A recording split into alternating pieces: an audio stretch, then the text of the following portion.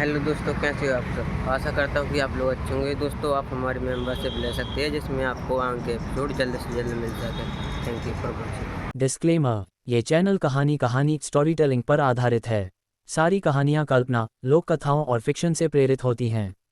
इनका उद्देश्य केवल मनोरंजन है, इन्हें वास्तविक जीवन की सलाह या सच्चाई न समझें। एप 416। 2 दिन पलक झपकते ही बीत गए। आर्यवीर को इस जगह रहने की आदत नहीं थी। धूप और अगरबत्ती की महक ने उसे लगभग चक्कर में डाल दिया था। अगर उसे 2 दिन इंतजार न करना होता तो वह बहुत पहले ही यहाँ से भाग गया होता। सौभाग्य से 2 दिनों के बाद आखिरकार दिव्य औषधि सम्मेलन का दिन आ ही गया। ये कहा जा सकता था कि यह पूरा सम्मेलन असल में वैद्यों और औषधि गुरुओं के बीच की एक बड़ी प्रतियोगिता थी। जब आर्यवीर पहुंचा तो मीनार के बाहर का खुला मैदान दर्शकों से खचाखच भरा हुआ था। पहली नज़र में केंद्र में कम से कम 100 औषधि भट्टियां फर्नेसेस दिख रही थीं। गौर से देखने पर पता चला कि वहां कम से कम 500 भट्टियां थीं। इसका मतलब था कि दिव्य औषधि सम्मेलन में औषधि निर्माण की इस प्रतियोगिता में 500 से अधिक लोग भाग ले रहे थे। यमदूत पंथ के इस क्षेत्र में इतने सारे वैद्य कहाँ से आ गए? क्या होगा अगर किसी ने सच में ऐसी दवा बना ली जो अनोरेक्सिया अरुचि को ठीक कर सके? क्या यह एक त्रासदी नहीं होगी? आर्यवीर अपनी जीभ चटकाए बिना नहीं रह सका। आखिरकार पृथ्वी पर अरुचि लाइलाज नहीं थी, लेकिन यहाँ के हिसाब से ये थोड़ी परेशानी वाली बात थी। साधकों की इतनी विशाल दुनिया में कई शक्तिशाली साधक थे। क्या अरुचि की समस्या वाकई सबके लिए इतनी बड़ी चुनौती थी? आर्यवीर ने माथा सिकोड़ा। उसे डर था कि कोई और बाजी न मार ले जाए। घबराओ मत, अगर तुम असफल हुए तो हम महंत जी से बात कर सकते हैं। इस समय सुहासिनी ने आर्यवीर का हाथ थाम लिया और कोमलता से कहा। वह आर्यवीर को बहुत अच्छी तरह जानती थी। अगर उसे पूरा भरोसा होता तो उसके चेहरे पर चिंता के बजाय एक शरारती मुस्कान होती। आर्यवीर ने सिर हिलाया। मैं घबरा नहीं रहा हूँ। मैं बस इस बात से चिंतित हूँ कि कहीं कोई और मुझसे पहले औषधि ना बना ले, या फिर नन्ही राजकुमारी की हालत इतनी गंभीर हो कि मेरी बनाई दवा उसके मर्ज पर उतनी असरदार ना हो। इससे कोई फर्क नहीं पड़ता। बस जाओ, मैं यहीं तुम्हारा इंतजार करूंगी। सुहासिनी मुस्कुराए और अपना हाथ उठाकर आर्यवीर के गाल को धीरे से छुआ। आर्यवीर का आत्मविश्वास तुरंत जाग उठा। उसने अपना सिर हिलाया और कहा, मेरी जीत की वापसी का इंतजार करना। ये कहकर वह आगे बढ़ गया। साथ ही वह मुस्कुराए बिना नहीं रह सका। कोई आश्चर्य नहीं कि कहा जाता है कि हर सफल पुरुष के पीछे एक महान महिला का हाथ होता है। सुहासिनी न केवल महान थी, बल्कि वह शक्तिशाली और समझदार भी थी। वह निश्चित रूप से एक ऐसी संपूर्ण महिला थी जो घर और बाहर दोनों का ख्याल रखती थी। अभी कुछ देर पहले आर्यवीर के दिमाग में कई विचलित करने वाले विचार थे। वह चिंतित था कि कोई और पहल न कर ले। सामान्य तौर पर लोग उसे थोड़ा सा सांत्वना देते और कहते, चलो तुम कर सकते हो, और बस इतना ही। लेकिन सुहासिनी अलग थी। उसके साधारण से वाक्य, जाओ, मैं यहीं तुम्हारा इंतजार करूंगी, ने आर्यवीर को समझा दिया कि उसे सफलता या विफलता की परवाह नहीं है। वह बस चाहती थी कि आर्यवीर अपना काम खत्म करे और जल्द से जल्द वापस आ जाए। साफ शब्दों में कहें तो इसका मतलब था, मेरे लिए सफलता या असफलता मायने नहीं रखती। तुम सबसे महत्वपूर्ण हो। आर्यवीर भीड़ को चीरते हुए आगे बढ़ा और कुछ भिक्षुओं द्वारा सुरक्षित प्रवेश द्वार पर पहुंचा। उसने अपना दिव्य औषधि टोकन थमा दिया। भिक्षुओं ने उसे तुरंत अंदर जाने दिया और उसे एक भट्टी की ओर ले गए। 587। यह आर्यवीर के लकड़ी के टोकन पर लिखा नंबर था और यही उसके सामने वाली भट्टी का क्रम संख्या भी थी। ये कल्पना की जा सकती थी कि जब आर्यवीर ने पंजीकरण कराया था तब उसके सामने पहले से ही 580 से अधिक लोग थे, इसलिए उसकी वर्तमान स्थिति बहुत पीछे, एक बहुत ही अदृश्य कोने में थी। बाकी भट्टियों के सामने लगभग सभी वैद्य अपनी अपनी स्थिति में थे। सबसे अधिक ध्यान खींचने वाली सामने की कुछ स्वतंत्र भट्टियां थीं, जो इस समय अभी भी खाली थीं। आमतौर पर इस समय आर्यवीर अपनी जगह बदलने की मांग करता। एक महान नायक के रूप में उसे सुर्खियों में खड़ा होना चाहिए था। वह एक कोने में कैसे रह सकता था? लेकिन अब उसे लगा कि इससे कोई फर्क नहीं पड़ता, क्योंकि भीड़ में हमेशा एक कोमल नज़र उसे देख रही थी और उतना ही काफ़ी था। टंग। इसी समय एक भिक्षु ने एक बड़ा घंटा बजाया और उसकी गूंज चारों ओर फैल गई। 9 सितारा औषधि गुरु वरिष्ठ महंत लखन का स्वागत है। भिक्षु के चिल्लाने के साथ ही एक बूढ़ा व्यक्ति मैदान में आया और सामने की एक स्वतंत्र भट्टी के पास खड़ा हो गया। मैदान में मौजूद वैद्यों ने उन्हें तुरंत श्रद्धा से देखा। दर्शकों में भी शोर मच गया। मेरे भगवान, महंत दानवीर वास्तव में अद्भुत हैं। उन्होंने यहाँ महंत लखन को भी आमंत्रित किया है। महंत लखन इस महाद्वीप के उन चंद 9 सितारा औषधि गुरुओं में से एक हैं। बहुत कम लोग उन्हें व्यक्तिगत रूप से औषधि बनाने के लिए यहाँ बुला सकते हैं। ये तो कुछ भी नहीं है। कहा जाता है कि महंत जी ने यहाँ व्यक्तिगत रूप से राक्षस वैद्य को भी आमंत्रित किया है। सत्यानाश, मुझे डर है कि यह सम्मेलन केवल उन लोगों के बीच की प्रतियोगिता बनकर रह जाएगा। बिल्कुल, उन लोगों को छोड़कर जो राजकुमारी की अजीब बीमारी को ठीक कर सकते हैं, बाकी लोग यहाँ सिर्फ संख्या बढ़ाने आए हैं। हाँ, बिल्कुल, उन उस्तादों के साथ भीड़ की ज़रूरत होती है ताकि पता चले कि वे कितने शक्तिशाली हैं। दर्शक उस बूढ़े के बारे में बात कर रहे थे। आर्यवीर ने भी उस बूढ़े की ओर देखा। उस बूढ़े में कुछ खास नहीं था। वह सफ़ेद बालों वाले एक सामान्य वृद्ध की तरह दिखता था, जो साधना की दुनिया में काफ़ी आम बात थी। हालांकि 9 सितारा औषधि गुरु की उपाधि काफ़ी दुर्लभ थी। अग्नि प्रदेश में एक 9 सितारा औषधि गुरु लगभग भगवान के समान होता था। अगर वह साधारण प्रदेशों में चला जाए तो बड़े बड़े संप्रदाय उसके तलवे चाटेंगे। टंग, तभी दोबारा घंटा बजा। 9 सितारा औषधि गुरु वरिष्ठ विशंभर का स्वागत है। पल भर में एक और बूढ़ा मंच पर दिखाई दिया। दर्शकों में फिर से शोर मच गया। आर्यवीर ने अपना मुंह बनाया। यह महाद्वीप तो अग्नि प्रदेश से कहीं अधिक शक्तिशाली है। यहाँ 9 सितारा वैद्य हर जगह हैं। टंग, जल्द ही घंटा फिर से बजा। महंत दानवीर का स्वागत है। धम, 1 सितारा औषधि महागुरु राक्षस वैद्य का स्वागत है। 2 लगातार जयकारों के बाद क्षेत्र के सभी वैद्य दंग रह गए। यहाँ तक कि गुरु लखन और गुरु विशंभर ने भी राक्षस वैद्य को आश्चर्य और सम्मान के साथ देखा। वहीं दर्शकों में भारी उत्साह था। सत्यानाश, राक्षस वैद्य को सच में महंत जी ने आमंत्रित किया है। वह इस पूरे महाद्वीप के एकमात्र औषधि महागुरु हैं। वाह, अब राजकुमारी की अजीब बीमारी पक्का ठीक हो जाएगी। लगता है महंत जी ने इसके लिए भारी कीमत चुकाई होगी। राक्षस वैद्य का मिजाज बहुत खराब है और वह किसी का सम्मान नहीं करते। वह ऐसे दयालु व्यक्ति नहीं है जिन्हें आसानी से आमंत्रित किया जा सके। ... चर्चा के बीच आर्यवीर ने भी ऊपर देखा। उसने देखा कि एक तोंद वाला अधेड़ उम्र का आदमी एक पीली और दुबली पतली छोटी लड़की के साथ मंच पर आ रहा है। उसी समय एक काले चेहरे वाला बूढ़ा उनके पीछे से चलकर आया। भीड़ की नज़रों और चर्चाओं को नज़रअंदाज करते हुए उसके चेहरे पर एक सोचमग्न भाव था और उसे सबसे सामने वाली भट्टी तक ले जाया गया। साफ तौर पर वह तोंद वाला आदमी जो लाफिंग बुद्धा जैसा दिखता था वही महंत दानवीर था और वह काले चेहरे वाला बूढ़ा एकमात्र महागुरु राक्षस वैद्य था। हालांकि उस अधेड़ उम्र के व्यक्ति के बगल में खड़ी छोटी लड़की ने आर्यवीर का ध्यान खींचा। वह नन्ही राजकुमारी रही होगी जो अरुचि एनोरेक्सिया से पीड़ित थी। भले ही वह पीली और दुबली पतली थी, लेकिन उसके नैन नक्श बहुत सुंदर थे। वह मंच पर आज्ञाकारी भाव से खड़ी बहुत प्यारी लग रही थी। कोई आश्चर्य नहीं कि उसके बीमार होने के बाद इतने सारे लोग उसकी चिंता कर रहे थे। ये थोड़ा मुश्किल काम है। उसकी हालत देखकर आर्यवीर अपनी ठुड्डी को छूने और माथा सिकोड़ने से खुद को नहीं रोक सका। फिर उसने धीमी आवाज में अपने आप से बुदबुदाया, वह बहुत पतली है। मुझे लगता है कि उसने लंबे समय से कुछ नहीं खाया है। मुझे डर है कि केवल हाजमे की गोलियां काम नहीं करेंगी। कुछ सेकंड के बाद उसकी आंखें चमक उठीं। लगता है मुझे उस चीज का उपयोग करना ही होगा। ... मेरी बेटी के लिए इस दिव्य औषधि सम्मेलन में शामिल होने के लिए आप सभी का धन्यवाद। इस समय महंत दानवीर ने वैद्यों के सामने एक संक्षिप्त भाषण दिया। आप मेरी बेटी की स्थिति से अवगत होंगे, इसलिए मैं इस दुनिया में औषधियों की तलाश के लिए यह सम्मेलन आयोजित कर रहा हूँ। जब तक कोई मेरी बेटी की भूख वापस लाने में मदद कर सकता है, मैं आपकी किसी भी मांग को पूरा करने की पूरी कोशिश करूंगा। ये कहने के बाद उसने अपना सिर झुकाया और अपने बड़े हाथ से नन्ही राजकुमारी के सिर को धीरे से छुआ। उसका चेहरा चिंता से भरा था। वह अपनी बेटी के लिए कुछ भी कर सकता था और किसी भी मांग को मान सकता था। बेशक ये पूर्णता स्तर के शिखर के एक शक्तिशाली योद्धा का आत्मविश्वास भी था। आखिरकार वह इस महाद्वीप पर लगभग अजेय था, इसलिए जब तक कोई राजकुमारी को बचा सकता था वह अपनी क्षमता के भीतर किसी भी मांग को पूरा करने के लिए तैयार था। महंत जी, कृपया निश्चिंत रहें, इस बार हम अपनी पूरी कोशिश करेंगे। कई वैद्यों ने आत्मविश्वास के साथ उत्तर दिया। आप सभी का बहुत बहुत धन्यवाद। अब मैं घोषणा करता हूं कि दिव्य औषधि सम्मेलन आधिकारिक रूप से शुरू होता है। महंत दानवीर ने अपना सिर हिलाया और दर्शकों की ओर देखकर मुस्कुराए। धम, एक भिक्षु ने प्रतियोगिता शुरू होने की घोषणा करने के लिए घंटा बजाया। कई वैद्यों ने अपने सामने रखी भट्टियों को सक्रिय करना शुरू कर दिया। फिर उन्होंने अपनी जड़ी बूटियां निकाली और औषधि बनाना शुरू किया। उनमें से कुछ ने कुछ नहीं किया, बल्कि माथा सिकोड़कर नन्ही राजकुमारी की स्थिति का निरीक्षण करते हुए सोचना शुरू कर दिया। लखन और विशंभर, 2 औषधि गुरुओं ने भी गंभीर भाव से राजकुमारी को देखा। ऐसा लग रहा था कि राजकुमारी की स्थिति वास्तव में पेचीदा थी। राक्षस वैद्य, जो सबसे आगे था, उसने ऐसा व्यवहार किया जैसे उसके आसपास कोई और है ही नहीं। वह वहीं खोया हुआ खड़ा रहा, अपने विचारों में डूबा हुआ। महंत जी, मैं नन्ही राजकुमारी से कुछ सवाल पूछना चाहता हूँ। इसी समय पीछे से एक आवाज आई। दर्शकों सहित हर कोई दंग रह गया। फिर वे आवाज के स्रोत को खोजने के लिए मुड़े।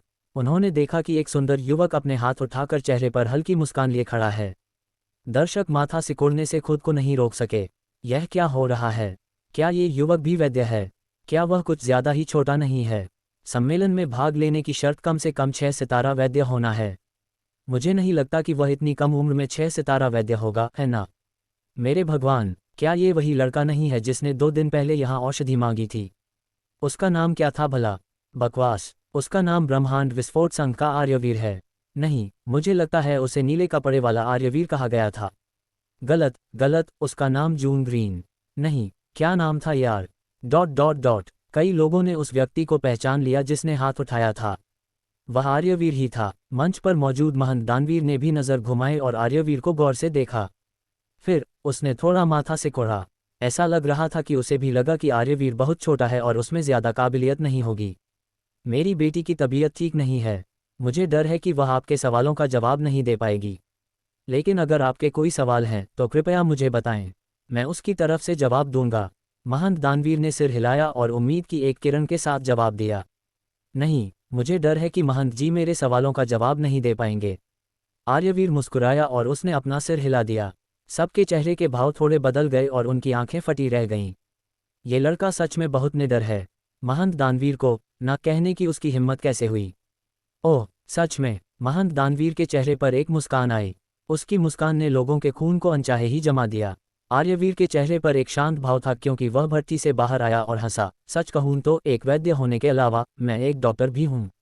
मेरा उपनाम परम चमत्कारी हकीम है और मैं कठिन और जटिल बीमारियों के इलाज में विशेषज्ञता रखता हूं। एक डॉक्टर मरीज को देखकर, सुनकर, सवाल पूछकर और नब्ज महसूस करके बीमारी का इलाज करता है। इसलिए औषधि बताने से पहले मुझे व्यक्तिगत रूप से नन्ही राजकुमारी की स्थिति जाननी होगी। कठिन बीमारियों के इलाज के विशेषज्ञ।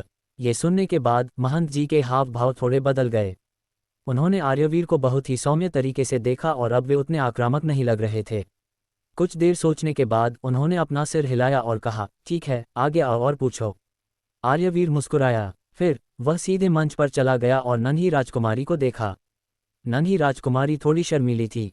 आर्यवीर को इतनी करीब से देखते ही उसने तुरंत अपना सिर झुका लिया और पीछे हटने की कोशिश करने लगी।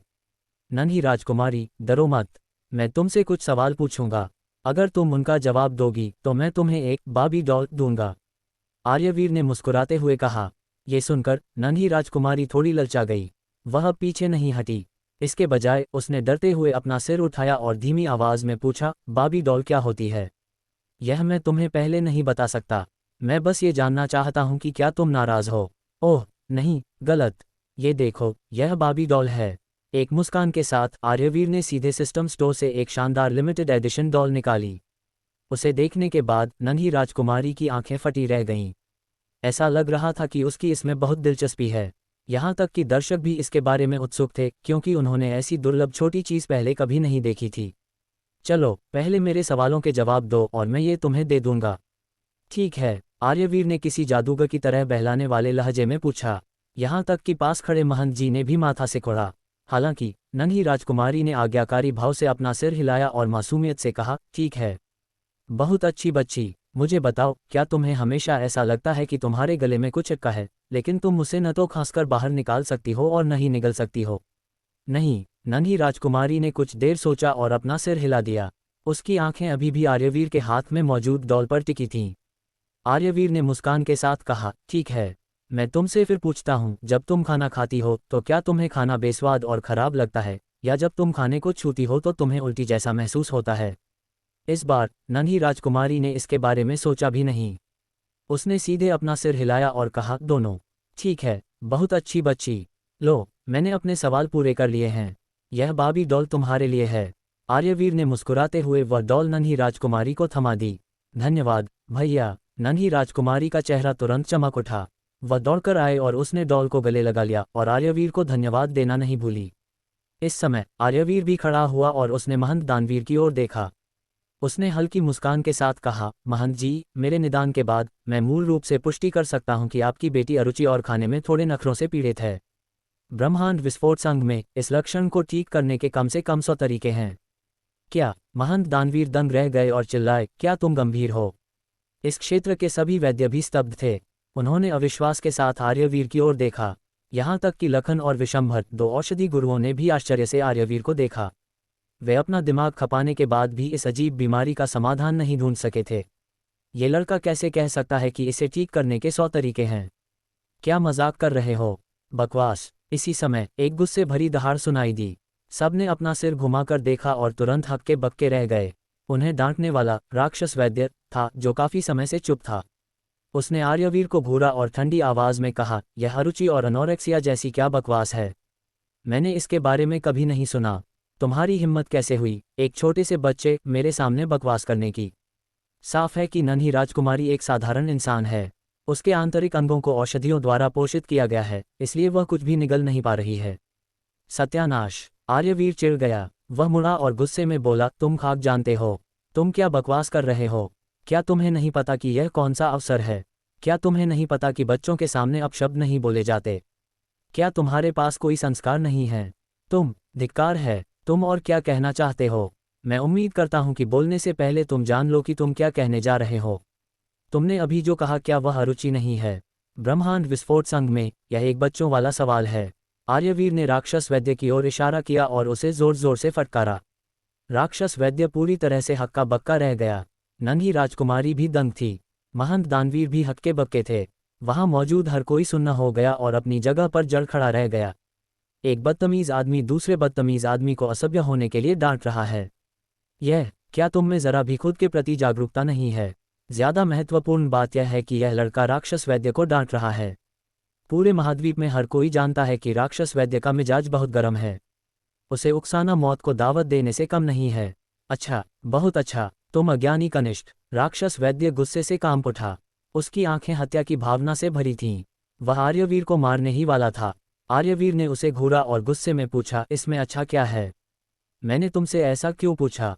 क्या तुम्हें लगता है कि मैं राजकुमारी की बीमारी को ठीक करने के लिए कुछ बनाऊंगा ताकि तुम्हें नीचा दिखा सकूं? नहीं, तुम गलत हो। मैं अब कुछ नहीं बनाऊंगा। ब्रह्मांड विस्फोट संघ के सदस्यों को कभी इस तरह नहीं डराया गया है। अलविदा। ये कहने के बाद दर्शकों की हैरान नजरों के बीच आर्यवीर मुड़ा और निर्णायक रूप से वहां से जाने लगा। आर्यवीर का यह अचानक गुस्सा क्या महंत जी को प्रभावित करेगा? क्या वह वास्तव में राजकुमारी का इलाज किए बिना चला जाएगा या यह उसकी कोई नई चाल है? क्या आप कहानी का अगला हिस्सा जानना चाहेंगे? 417। दुष्ट, तू अभी भी भागना चाहता है? अभी आर्यवीर ने कुछ ही कदम बढ़ाए थे कि राक्षस वैद्य ने एक गुस्से भरी दहाड़ मारी। आर्यवीर के कानों में यह वाक्य कुछ ऐसा था, दिखावा करके भागने की कोशिश कर रहा है। सराहत। एक पल में राक्षस वैद्य ने अपने हाथ से एक नीली ज्वाला छोड़ी और उसे आर्यवीर की ओर फेंकने ही वाला था। आर्यवीर अचानक मुड़ा और उपहास करते हुए बोला, क्या तुम अब भी बुद्ध के सामने मुझे मारना चाहते हो? आओ आओ आओ, मैं यहाँ खड़ा हूँ, मुझे मार डालो। अगर हिम्मत है तो करके दिखाओ। बोलते बोलते उसने अपना सिर आगे की ओर कर दिया। सबकी आंखें फटी रह गईं और वे मन ही मन चिल्ला उठे, कितना नीच है ये! राक्षस वैद्य ने तुरंत प्रतिक्रिया दी। उसने अपने हाथ की नीली ज्वाला को रोक लिया और आर्यवीर को कातिलाना नजरों से घूरने लगा। आर्यवीर के शब्दों ने उसे हकीकत दिखा दी थी। हर कोई महंत दानवीर के नियमों को अच्छी तरह जानता था। बुद्ध के सामने सांसारिक मामलों पर चर्चा नहीं होनी चाहिए, हत्या तो दूर की बात है। आखिरकार ये केवल स्वभाव और नियमों की बात नहीं थी। अगर वह आज आर्यवीर को मार देता तो वह महंत जी के नियमों को तोड़ता और सीधे उनके मुंह पर तमाचा मारता। भले ही वह राक्षस वैद्य था, उसे नफे नुकसान का अंदाजा लगाना पड़ा। वह महंत दानवीर को नाराज नहीं करना चाहता था। आज मैं तुम्हें छोड़ रहा हूं, लेकिन यहां से बाहर निकलने के बारे में सोचना भी मत, वरना मैं तुम्हें जरूर मार दूंगा। राक्षस वैद्य आर्यवीर को घूरते हुए ठंडी आवाज में फुफकारा। आपका धन्यवाद मेरे साथी राक्षस वैद्य। महंत जी का तनावपूर्ण चेहरा थोड़ा ढीला हुआ। उन्होंने मुस्कान के साथ सिर हिलाया। आमतौर पर उनकी ताकत और ओहदे को देखते हुए उन्हें राक्षस वैद्य को इतना महत्व देने की जरूरत नहीं थी। हालांकि राक्षस वैद्य वर्तमान में औषधि जगत का सबसे शक्तिशाली वैद्य था। वही एकमात्र ऐसा व्यक्ति था जिसके अपनी बेटी को बचाने की सबसे अधिक संभावना थी। इसलिए यदि राक्षस वैद्य वास्तव में यहाँ कोई कदम उठाता तो वे उसे नहीं रोकते। लेकिन इसी समय आर्यवीर हंसा, अपना सिर हिलाया और कहा, मैंने तुम्हें एक मौका दिया था, लेकिन तुमने मुझे नहीं मारा। ठीक है, अब मेरी बारी है तुम्हें मारने की। ये कहने के बाद उसने अपनी मुट्ठी भींची और बिना किसी हिचकिचाहट के राक्षस वैद्य पर प्रहार कर दिया। बुद्ध के सामने सांसारिक चर्चा न करने और हत्या न करने की बात क्या थी? किस आधार पर? क्या मैं, महान नायक, इससे डरता हूँ? धमाका! तुरंत 20,000 अंकों वाली एक महान मुक्केबाजी का प्रहार किया गया। राक्षस वैद्य के सामने एक विशाल सुनहरी मुट्ठी प्रकट हुई, जिससे आसपास का स्थान विकृत हो गया और वह एक भयानक शक्ति के साथ उस पर टूट पड़ी। क्या राक्षस वैद्य का साधना स्तर केवल पूर्णता स्तर के तीसरे चरण पर था? जब उसने आर्यवीर का उग्र प्रहार देखा तो उसके चेहरे का रंग उड़ गया और वह हड़बड़ी में पीछे हटा। उसी समय मंच पर मौजूद महंत दानवीर भी विचलित हो गए। एक तरफ उन्हें उम्मीद नहीं थी कि आर्यवीर यहां हमला करने की इतनी हिम्मत करेगा, दूसरी ओर उन्हें यह उम्मीद नहीं थी कि आर्यवीर की ताकत इतनी शक्तिशाली होगी कि महापरिवर्तन चरण के साधारण साधक उसकी तुलना ही नहीं कर सकते थे। वहां मौजूद हर कोई पल भर में सुन्न हो गया। किसी ने उम्मीद नहीं की थी कि जैसे ही राक्षस वैद्य ने हमला रोका, आर्यवीर उसे मारने की कोशिश करेगा। क्या वह कुछ ज्यादा ही दबंग नहीं है? महापरिवर्तन चरण का एक साधक वास्तव में पूर्णता स्तर के साधक से लड़ने की पहल कर रहा है। इस मौके की गति को देखते हुए ऐसा लग रहा था कि यह महापरिवर्तन चरण की ताकत नहीं है, यह पाताल लोक स्तर के साधक से भी कहीं अधिक भयानक थी। रुको! ठीक इसी समय महंत दानवीर ने गहरी आवाज में दहाड़ लगाए। उनकी भारी आवाज बिजली की गड़गड़ाहट जैसी गहरी और संस्कृत मंत्रों जैसी सूक्ष्म थी, जिसने तुरंत उस विशाल सुनहरी मुट्ठी को रोक दिया। क्या आर्यवीर हैरान हुए बिना नहीं रह सका? सिर्फ एक दहाड़ से महान मुक्केबाजी को कैसे रोका जा सकता है? ये कैसे संभव है? छोटे बदमाश, लापरवाही मत करो। महंत जी बौद्ध धर्म के साधक हैं। उनकी वाणी की शक्ति किसी भी जादुई कला को शुद्ध कर सकती है और आत्मिक शक्ति को दबा सकती है। सुहासिनी ने इसी समय आर्यवीर को याद दिलाया। तब जाकर आर्यवीर को समझ आया कि अभी जो शांति उसने महसूस की थी वह कोई भ्रम नहीं था, बल्कि महंत जी की शक्ति थी। मेरे युवा मित्र, तुम्हारा क्या मतलब है? महंत दानवीर ने ठंडी नजरों से आर्यवीर की ओर देखते हुए सवाल किया। राक्षस वैद्य भी रुक गया। वह इतना गुस्से में था कि उसका पूरा शरीर कांप रहा था। वह आर्यवीर को तुरंत मार डालने के लिए बेताब था। आर्यवीर ने अपनी आंखें सिकुड़ी और अपने हाथ अपनी पीठ के पीछे रख लिए। फिर वह हल्की मुस्कान के साथ बोला, महंत जी के अपने नियम हैं और ब्रह्मांड विस्फोट संघ के अपने। इस बूढ़े ने अभी मुझे मारने की कोशिश की, मैं पलटवार क्यों नहीं कर सकता? यह मेरा क्षेत्र है, यहाँ आने वाले हर व्यक्ति को मेरे नियमों का पालन करना होगा। महंत जी ने आक्रामक नजरों से देखते हुए ठंडी आवाज में कहा, क्षमा करें, ब्रह्मांड विस्फोट संघ का नियम यह है कि हम जहाँ भी जाते हैं अपना दबदबा बनाए रखते हैं। चाहे हम कहीं भी हों, हमारे संघ के नियम सर्वोच्च हैं। आर्यवीर ने कंधे उचकाते हुए लापरवाही से कहा। सब देखने वाले पूरी तरह अवाक और हक्के बक्के रह गए। कितने साल हो गए जब किसी ने महंत जी के सामने इतनी दबंगई दिखाने की हिम्मत की थी। ऊपर से वह महापरिवर्तन चरण का एक युवक है। क्या वह पागल है या मौत को दावत दे रहा है? अहंकारी तुम! महंत जी ने तुरंत आर्यवीर को फटकारना शुरू किया।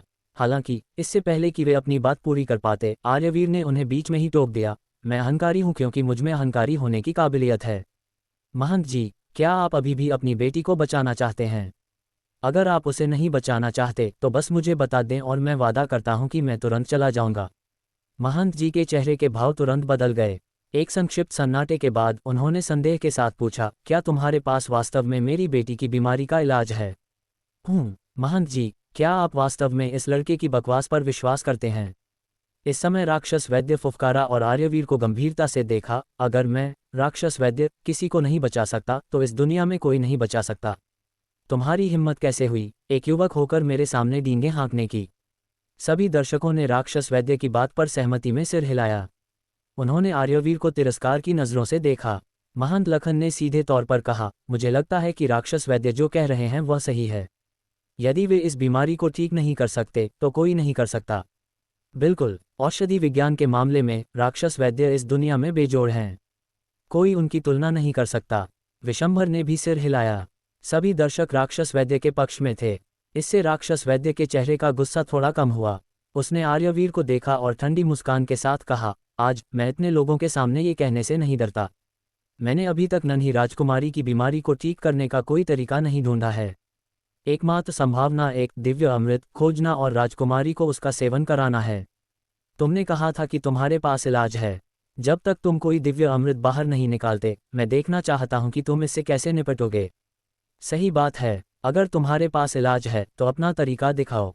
तुरंत भीड़ में मौजूद कुछ वैद्यों ने राक्षस वैद्य की चापलूसी करने के लिए चिल्लाना शुरू कर दिया। अगर तुम सिर्फ बातें कर सकते हो और कुछ कर नहीं सकते तो यहाँ अपनी बेइज्जती मत करवाओ। ... तुम सब मूर्ख लोग हो। तुम नहीं जानते कि अरुचि क्या होती है। आर्यवीर मुस्कुराया और अपना हाथ हिलाकर अपनी जेब से एक छोटी सी चीज निकाली। यह एक लॉलीपॉप था। ऊपर से यह कोई साधारण लॉलीपॉप नहीं था, ये सिस्टम स्टोव की एक अनूठी चीज़ थी जो 15 साल से कम उम्र के बच्चों को अपना दीवाना बना सकती थी। नन्ही राजकुमारी, यहाँ आओ और इसे चखो। मेरे साथ औपचारिकता करने की ज़रूरत नहीं है। आर्यवीर ने राजकुमारी को लॉलीपॉप थमाया। राजकुमारी उत्सुकता से उसके पास आई। उसने लॉलीपॉप लिया और सीधे अपने मुंह में डाल लिया। रुको, महंत दानवीर चौंक गए। उन्होंने ऐसी चीज़ पहले कभी नहीं देखी थी। वे अपनी बेटी को इसे कैसे खाने दे सकते थे? क्या होगा अगर इसमें जहर हो? हालांकि अब बहुत देर हो चुकी थी। जैसे ही राजकुमारी ने अपना मुंह खोला और लॉलीपॉप मुंह में लिया, उसके चेहरे पर खुशी के भाव आ गए। फिर उसकी बड़ी आंखें चमक उठीं। मीठी कैंडी हमेशा लोगों को खुशी देती है। राजकुमारी बचपन से ही हर तरह की कीमती चीज़ें खाती आ रही थी। हालांकि आखिरकार वह एक साधारण बच्ची ही थी, इसलिए वह ऐसी मीठी और अनूठी चीज़ का विरोध नहीं कर सकी। पिताजी, भैया का ये लॉलीपॉप बहुत स्वादिष्ट है। राजकुमारी ने महंत जी की ओर देखा और खुशी से कहा। वह अपने मुंह से लॉलीपॉप निकालना भी नहीं चाहती थी। तुरंत महंत जी दंग रह गए। राक्षस वैद्य स्तब्ध था। सभी वैद्य और दर्शक हक्के बक्के रह गए। राजकुमारी कुछ खा रही है और उसने कहा कि यह स्वादिष्ट है। महंत जी, ये तो बस शुरुआत है। इसी समय आर्यवीर हल्की मुस्कान के साथ बोला। हालांकि अगले ही पल उसने मुस्कुराना बंद कर दिया और गंभीरता से कहा, अब मैं आपसे कुछ पूछता हूँ। क्या आप अपनी बेटी की बीमारी को ठीक करना चाहते हैं? अगर आप चाहते हैं तो इन बेकार बूढ़ों को मेरे लिए यहाँ से बाहर फिंकवा दीजिए। हवा में अचानक सन्नाटा छा गया। हर कोई सदमे में था और अपनी आंखों पर विश्वास नहीं कर पा रहा था। उस लड़के ने अभी क्या कहा? इन बेकार बूढ़ों को बाहर फिंकवा दें? सत्यानाश, वह पागल है। वे 9 सितारा वैद्य और महागुरु हैं। भले ही उनकी शारीरिक ताकत पूर्णता स्तर के दूसरे या तीसरे चरण पर हो, लेकिन औषधि गुरु की उनकी पहचान बहुत बड़ी है। उन्हें इस तरह बाहर कैसे फेंका जा सकता है? नहीं, सबसे भयानक बात यह है कि यह लड़का महंत दानवीर को धमकी दे रहा है। वह महंत जी से कह रहा है कि अगर वे लखन, विशंभर और राक्षस वैद्य को बाहर नहीं फेंकते तो वह राजकुमारी को नहीं बचाएगा। क्या वह महंत जी को धर्म संकट में नहीं डाल रहा है? उसने ऐसा क्यों किया? कई लोग घबरा गए और एक के बाद एक अपना सिर हिलाने लगे। यदि आर्यवीर ने ऐसा किया तो महंत जी उससे कोई संबंध नहीं रखना चाहेंगे, भले ही वह राजकुमारी को बचा ले। वे आज जो हुआ उसके लिए उससे बदला भी ले सकते थे। क्या वाकई ऐसा करने की ज़रूरत थी? सिर्फ अपना गुस्सा निकालने के लिए? मेरे युवा मित्र, ये महंत जी ने माथा सिकोड़ा और उन्हें समझ नहीं आया कि क्या कहें। वे अच्छी तरह जानते थे कि आर्यवीर इतनी दबंगई इसलिए दिखा रहा है क्योंकि उसे पूरा भरोसा है कि वह राजकुमारी की बीमारी ठीक कर सकता है। लेकिन इस लड़के की मांग बहुत कठिन थी। बेशक अगर आर्यवीर अड़ा रहता तो महंत जी अंततः कदम उठाते। आखिरकार उनकी बेटी की जान दांव पर थी, लेकिन नतीजा वही होता जो सब कह रहे थे। एक बार काम पूरा हो जाने के बाद महंत जी आर्यवीर जैसे लोगों से कभी संपर्क नहीं रखते क्योंकि आर्यवीर एक पागल था। महंत जी, आपको अब ज्यादा सोचने की जरूरत नहीं है। वह आपकी बेटी है और अभी भी एक बच्ची है। क्या आप उसे इस तरह भूखा मरते हुए देख सकते हैं? आर्यवीर ने महंत जी को मनाने की कोशिश की। महंत जी सहित वहां मौजूद हर किसी का मन कर रहा था कि दौड़कर इस लड़के को जान से मार दें। तुम्हें ये भी पता है कि राजकुमारी अभी एक बच्ची है, तो फिर तुम मुझे उसकी जान की धमकी क्यों दे रहे हो?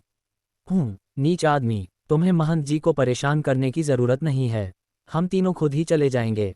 इसी समय राक्षस वैद्य ने उदासी में फुफकारते हुए कहा। वह महंत जी का मान रखने के लिए खुद ही जाने वाला था।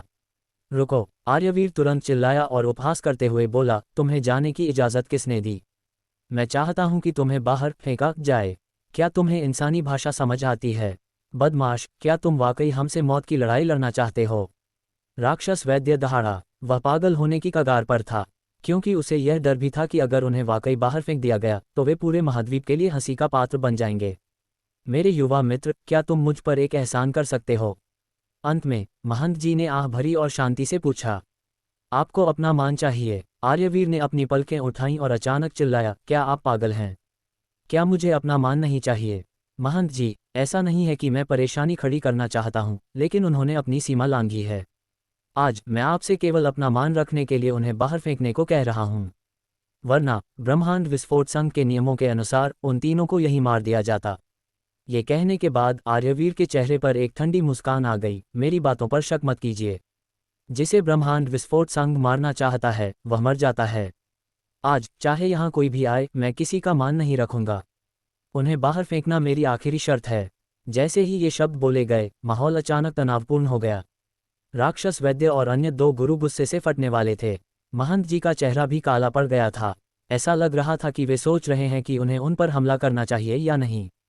हालांकि इसी समय भीड़ के पास खड़े एक भिक्षु ने ये सब देखकर माथा सिकोड़ा। थोड़ी देर हिचकिचाने के बाद उसने महंत जी को एक गुप्त संदेश भेजा। महंत जी सोच में डूबे थे। भिक्षु का संदेश मिलते ही उनकी आंखें अचानक चमक उठीं। क्या तुम्हें यकीन है कि वह यहाँ औषधि मांगने आया है? महंत जी ने संदेश भेजकर पूछा।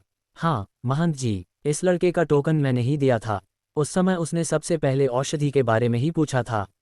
राजकुमारी के बारे में सुनने के बाद उसने तुरंत बीमारी का कारण समझ लिया था। वह बहुत आत्मविश्वासी था, इसीलिए मैंने उसे सम्मेलन में भाग लेने की अनुमति दी। लेकिन मुझे उम्मीद नहीं थी। काफ़ी है, इससे तुम्हारा कोई लेना देना नहीं है। खुद को दोष मत दो। अगर ये लड़का वाकई यहाँ औषधि मांगने आया है तो मुझे डर है कि उसे केवल वही चीज़ आकर्षित कर सकती है। ये कहने के बाद महंत जी ने एक फैसला कर लिया था। उन्होंने अपना सिर उठाया और आर्यवीर की ओर देखा। साथ ही उन्होंने अपना हाथ थोड़ा हिलाया और अचानक अपनी अंगूठी से एक नक्काशीदार संदूक बाहर निकाला। मेरे युवा मित्र, मैंने सुना है कि तुम मेरे पास औषधि मांगने आए थे। मेरे पास तुम्हें देने के लिए केवल ये स्वर्गीय अदृश्य घास है। मुझे आश्चर्य है, महंत जी ने कहा। इससे पहले कि वे अपनी बात पूरी कर पाते, आर्यवीर आगे बढ़ा और उनके हाथ से वह संदूक ले लिया। उसका चेहरा मुस्कान से भरा था। आपका धन्यवाद महंत जी। चलिए इस बात को यहीं भूल जाते हैं। आखिरकार यह कोई बड़ी बात नहीं है। हमारे बीच बहस होना सामान्य है। अपनी दोस्ती खराब करने की कोई ज़रूरत नहीं है। ये कहने के बाद आर्यवीर ने राक्षस वैद्य की ओर देखा और आत्मीयता से पूछा, क्या मैं सही हूँ बूढ़े राक्षस? जब समय मिले तो साथ में चाय पेंगे। तेरी चाय की ऐसी की तैसी। राक्षस वैद्य का मुंह टेढ़ा हो गया और उसे लगभग खून की उल्टी होने वाली थी। महंत जी सहित बाकी लोग कुछ देर के लिए सुन्न रह गए। फिर उन्होंने अपनी आंखें घुमाईं और लगभग बेहोश होने वाले थे। अभी तुम्हारी वह दबंगई कहाँ गई? क्या तुमने नहीं कहा था कि तुम संघ के नियमों पर अड़े रहोगे? क्या तुमने नहीं कहा था कि उन्हें बाहर फेंकना तुम्हारी आखिरी शर्त है? क्या तुम्हारी कोई आखिरी शर्त होती भी है? वहां मौजूद सभी लोग अवाक थे। वे आर्यवीर से पूरी तरह प्रभावित हो गए थे। अब वे अच्छी तरह जानते थे कि आर्यवीर ने स्वर्गीय अदृश्य घास के लिए ये सब प्रपंच किया था। ठीक है, आप सभी यहाँ खड़े मत रहिए। अपना काम कीजिए। मुझे नन्ही राजकुमारी को बचाना है। इस बच्ची को देखिए, ये भूखी मर रही है। इसे देखकर मेरा दिल बैठा जा रहा है। इसी समय आर्यवीर राजकुमारी के पास भागा और एक लॉलीपॉप निकाला। एक दयालु व्यक्ति की तरह व्यवहार करते हुए उसने कहा, नन्ही राजकुमारी, अच्छी बच्ची बनो और यहाँ रुककर कैंडी खाओ। मैं तुम्हारे लिए कुछ और स्वादिष्ट बनाऊंगा। ठीक है, धन्यवाद भैया। राजकुमारी ने अपने हाथों में लॉलीपॉप पकड़ लिया। वह इतनी खुश थी कि उसकी आंखें फिर से चमक उठीं। बाकी लोगों का दिमाग फटने को था। ये जानवर एक ही समय में बुरा और अच्छा दोनों बन रहा था। इसके विपरीत महंत जी के चेहरे पर आखिरकार एक मुस्कान आ गई। अपनी बेटी को इतनी खुशी से खाते देख उन्हें राहत मिली। महंत जी, मैं औषधि बनाना शुरू करने जा रहा हूँ। लेकिन लोगों को बचाना एक बात है। मेरी औषधि बहुत महंगी भी है। अगर राजकुमारी की भूख वापस आ जाती है। आर्यवीर ने एक परेशान भाव के साथ महंत जी की ओर देखा। महंत जी ने तुरंत जवाब दिया, मेरे युवा मित्र, चिंता मत करो। औषधि कितनी भी महंगी क्यों न हो, मैं तुम्हें उसकी दोगुनी कीमत दूंगा। अरे ऐसा मत कहिए महंत जी। वास्तव में मैं बौद्ध धर्म के बारे में थोड़ा जानता हूँ। जैसा कि कहा जाता है, एक जीवन बचाना 7 मंजिला मीनार बनाने से बेहतर है। मैं आपको इस तरह परेशान कैसे देख सकता हूँ? ऊपर से पैसों की बात करना हमारे रिश्ते को ठेस पहुँचाता है। महंत जी, कृपया दयालु बने और पैसों से मेरा अपमान न करें। आर्यवीर ने बड़ी नेकदिली से कहा, एक जीवन बचाना 7 मंजिला मीनार बनाने से बेहतर है। महंत जी दंग रह गए। उन्होंने आर्यवीर को आश्चर्य और अविश्वास के साथ देखा। बौद्ध ज्ञान से भरे ऐसे शब्द इस व्यक्ति के मुंह से कैसे निकल सकते हैं? क्या इस लड़के का बौद्ध धर्म के साथ कोई पुराना नाता है? नहीं, ये बिल्कुल असंभव है। अगर ये लड़का बौद्ध धर्म में शामिल हो गया तो ये धर्म में कचरा डालने जैसा होगा। ओह मेरे युवा मित्र, तुम ऊंचे चरित्र और बेदाग ईमानदारी वाले व्यक्ति हो। यह मेरी गलती है। अंत में महंत जी मुस्कुराए और उन्होंने सिर हिलाया। उन्होंने आर्यवीर से यह पूछने की जहमत नहीं उठाई कि उसे ये शब्द कहाँ से मिले। महंत जी, आप मेरी तारीफ कर रहे हैं। वास्तव में मेरी बस एक छोटी सी विनती है। आर्यवीर भी मुस्कुराया और अपना असली मकसद बताया। वहाँ मौजूद कोई भी हैरान नहीं था। सबके चेहरे पर, जैसा मैंने सोचा था, वाले भाव थे। महंत जी पहले ही अंदाज़ा लगा चुके थे कि ऐसा होगा। उन्होंने सिर हिलाया और कहा, अगर मेरा युवा मित्र मेरी बेटी की बीमारी ठीक कर देता है तो मैं फिर से वही बात कहूँगा। जब तक यह मेरी क्षमता के भीतर है, मैं किसी भी विनती को मानूंगा। बहुत बढ़िया, ये हुई न महंत जी वाली बात। दरअसल गलती से मैंने कुछ समय पहले एक दुश्मन बना लिया था। वह एक पागल और बेरहम आदमी है। बेशक मैं उससे डरता नहीं हूँ, बस मैं खुद हाथ गंदे करने में आलस महसूस कर रहा हूँ। इसलिए अगर मुझे आपकी मदद की ज़रूरत पड़ी। आर्यवीर यहाँ रुक गया और महंत जी की ओर देखा। महंत जी ने तुरंत जवाब दिया, मैं समझ गया मेरे युवा मित्र, चिंता मत करो। मैं और कुछ तो पक्का नहीं कह सकता, लेकिन मुझे पूरा भरोसा है कि मैं इस महाद्वीप पर तुम्हारी जान बचा सकता हूँ। हालांकि मैं हर समय तुम्हारे साथ नहीं रह सकता, इसलिए मैं तुम्हारी केवल एक बार मदद कर सकता हूँ। महंत जी के इन शब्दों से मुझे तसल्ली मिली। खैर, अब बकवास बंद करते हैं, मैं अब औषधि बनाने जा रहा हूँ। आर्यवीर मुस्कुराया और संतोष के साथ अपनी भट्टी की ओर चल दिया। साथ ही वह भीड़ में सुहासिनी को आंख मारना नहीं भूला। सुहासिनी को समझ नहीं आ रहा था कि वह हंसे या रोए। उसे उम्मीद नहीं थी कि आर्यवीर बिना बेटी को बचाए ही स्वर्गीय अदृश्य घास प्राप्त कर लेगा। इसके अलावा वह बेटी की जान बचाने के बाद महंत जी से एक बार मदद भी मांग सकता था। ये तो कमाल है, मेरा छोटा बदमाश। आर्यवीर अब राजकुमारी के लिए क्या पकाएगा? क्या वह वास्तव में कोई औषधि बनाएगा या उसकी रसोई से कोई और ही खुशबू आएगी? क्या आप अगली कड़ी जानना चाहेंगे? 418 विशाल खुले मैदान में सैकड़ों औषधि भट्टियां फर्नेसेस रखी हुई थीं। कई वैद्यों ने पहले ही अपनी औषधि बनाना शुरू कर दिया था। हालांकि किसी को उम्मीद नहीं थी कि आर्यवीर ऐसी गलती करेगा। फिर भी कुछ लोग शुरू से अंत तक अपनी भट्टियों को नियंत्रित करने में ध्यान केंद्रित कर रहे थे। इसके विपरीत औषधि जगत के 3 दिग्गज महंत लखन, विशंभर और राक्षस वैद्य ने आग जलाने तक की जहमत नहीं उठाई। वे बस वहीं खड़े होकर आर्यवीर को घूरते रहे। वे नन्ही राजकुमारी की बीमारी के कारण से अच्छी तरह वाकिफ थे। उसे बचपन से ही दुर्लभ खजाने खाने की आदत थी, जिससे उसका पूरा शरीर बदल गया था। इसका एकमात्र समाधान राजकुमारी को और भी उच्च स्तर की दिव्य औषधि खिलाते रहना था। हालांकि ये स्थायी समाधान नहीं था, क्योंकि दिव्य औषधि मिलना बहुत कठिन था और कुछ समय बाद शरीर उसका भी अभ्यस्त हो जाता। इसलिए इस स्थिति में वे तीनों खुद को असहाय महसूस कर रहे थे, चाहे वे औषधि निर्माण में कितने भी माहिर क्यों न हों। अब जब आर्यवीर ने आत्मविश्वास से कहा था कि वह समस्या का समाधान कर सकता है, तो उन तीनों ने बस इस मौके का फायदा उठाया। उन्हें अब औषधि बनाने की जरूरत नहीं थी, वे बस वहीं खड़े होकर आर्यवीर का मजाक बनते देखने का इंतजार करने लगे। उनकी नज़र में आर्यवीर ने राजकुमारी को जो कैंडी दी थी, वह सिर्फ थोड़े समय का जादू था। एक साधारण शरीर कैंडी से भूख नहीं मिटा सकता था। वे इंतजार कर रहे थे कि आर्यवीर विफल हो और महंत दानवीर उसे यहाँ से बाहर फेंक दें। जब ऐसा होता तो वे तीनों स्वाभाविक रूप से आर्यवीर को जिंदा नहीं छोड़ते। मेरे युवा मित्र, क्या तुम मुझे बता सकते हो कि तुम किस तरह की औषधि बनाने जा रहे हो? तभी महंत दानवीर ने आर्यवीर को भट्टी के सामने आत्मविश्वास से खड़ा देखा और उत्सुकता से पूछा। आर्यवीर मुस्कुराया, मैं ब्रह्मांड विस्फोट संघ की गुप्त जादुई औषधि बनाने जा रहा हूँ, जो विशेष रूप से अरुचि एनोरेक्सिया के रोगियों के लिए बनाई गई है। ये कहने के बाद उसने अपना हाथ हिलाया और अचानक एक लोहे के बर्तन के साथ छेड़छाड़ करने लगा। फिर खनखनाहट की आवाज़ के साथ उसने बर्तन में पीले दानों का एक बड़ा ढेर छिड़क दिया। वह पीली चीज़ क्या है? दर्शक उत्सुकता से पूछने लगे। क्या ये औषधीय गोलियां हैं? सत्यानाश, वह गोलियों को इस तरह क्यों मिला रहा है? ये कैसी औषधि विद्या है? कई लोग माथा सिकोड़ने लगे, जिनमें वहां मौजूद कई वैद्य भी शामिल थे। वे सभी आर्यवीर को बहुत ध्यान से देख रहे थे। छपाक, इसी समय आर्यवीर ने अचानक एक नीलम की बोतल निकाली और उन पीले दानों पर साफ सुथरा पानी डालने लगा। राक्षस वैद्य ने उपहास किया और मजाक उड़ाते हुए कहा, उसने इतनी सारी अज्ञात औषधियां एक साथ छिड़क दी और उन्हें पानी के साथ मिला दिया। ये स्पष्ट है कि वह औषधियों के बारे में कुछ नहीं जानता। कितनी बर्बादी है! अफसोस, यह आदमी तो पूरी तरह से अनाड़ी है। महंत लखन ने भी अपना सिर हिलाया। महंत दानवीर भी उलझन में थे। उन्हें यहाँ तक संदेह होने लगा कि क्या आर्यवीर को औषधि बनाना आता भी है। आखिरकार वह समझ ही नहीं पा रहे थे कि आर्यवीर कर क्या रहा है।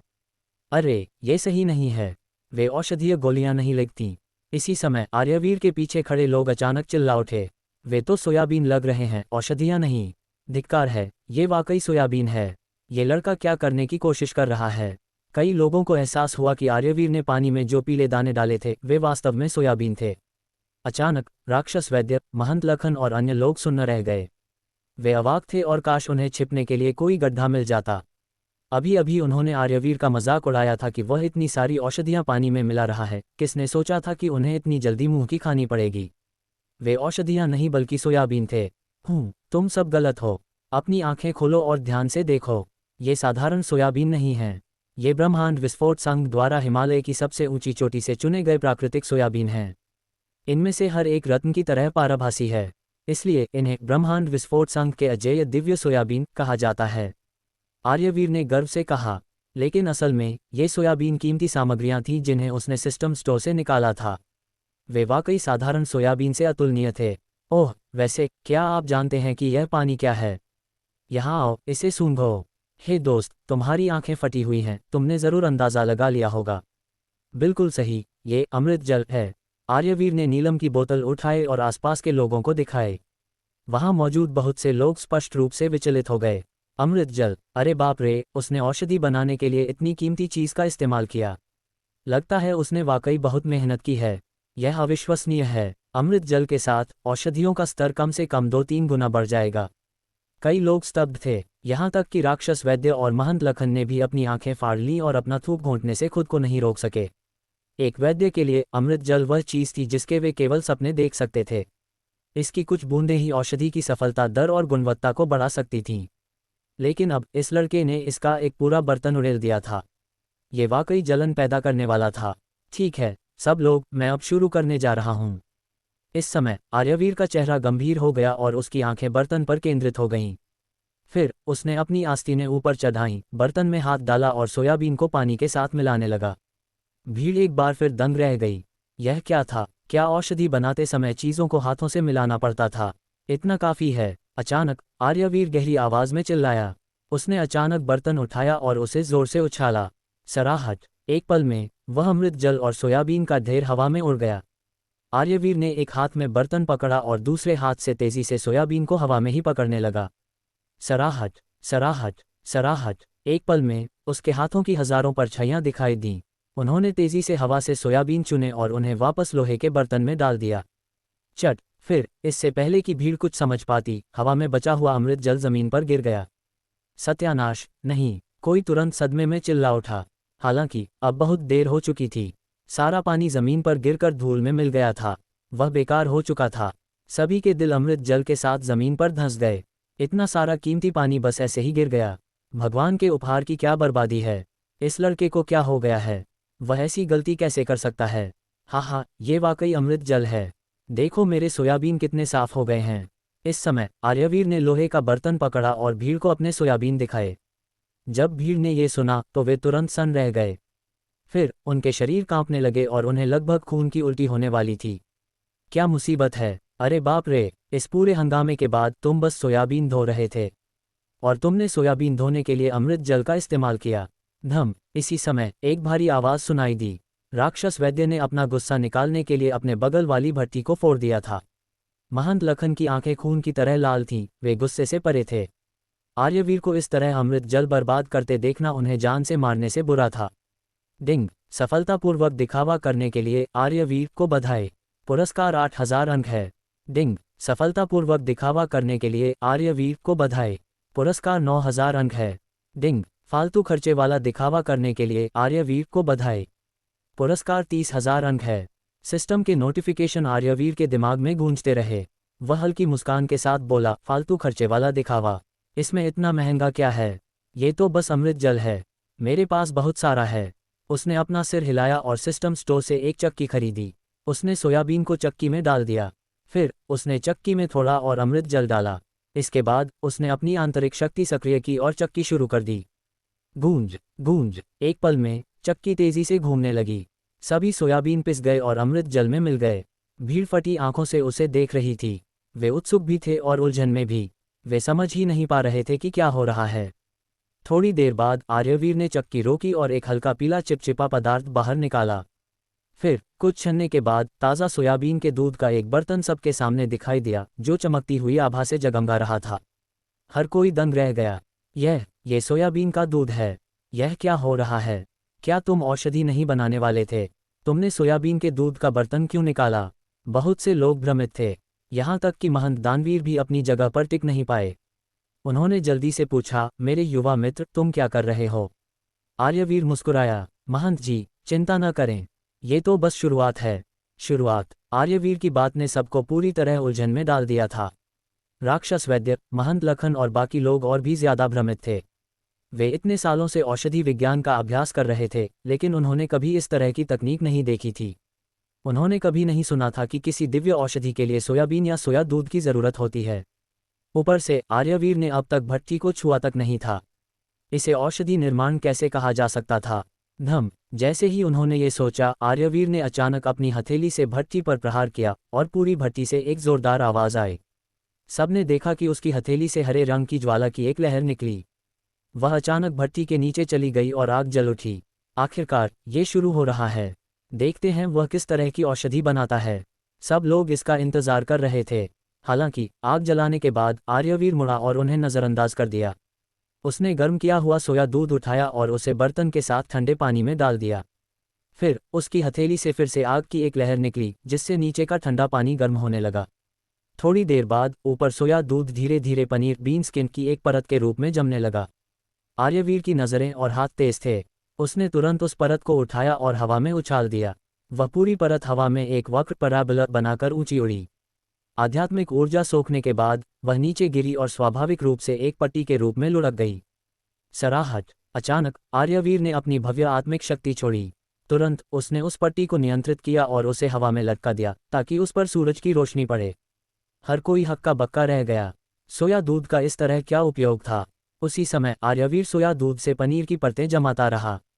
फिर वह परतों को उठाता और हवा में उछाल देता। थोड़ी देर बाद सोया दूध का वह बड़ा बर्तन खत्म हो गया। वह सैकड़ों पट्टियों में बदल गया और सूरज की रोशनी में सूखने के लिए हवा में लटका दिया गया। वह क्या करने की कोशिश कर रहा है? प्राचीन काल से मैंने कभी नहीं सुना कि किसी औषधि के लिए सोयाबीन की ज़रूरत होती है। सोया दूध और पनीर तो दूर की बात है। उसने ये पट्टियां बनाने में इतना समय बिताया जो आध्यात्मिक ऊर्जा से भरी हैं। क्या ऐसा हो सकता है कि वह इन्हें दाने बनाकर औषधियों में बदल दे? कई लोग दबी आवाज में तरह तरह के अंदाजे लगा रहे थे।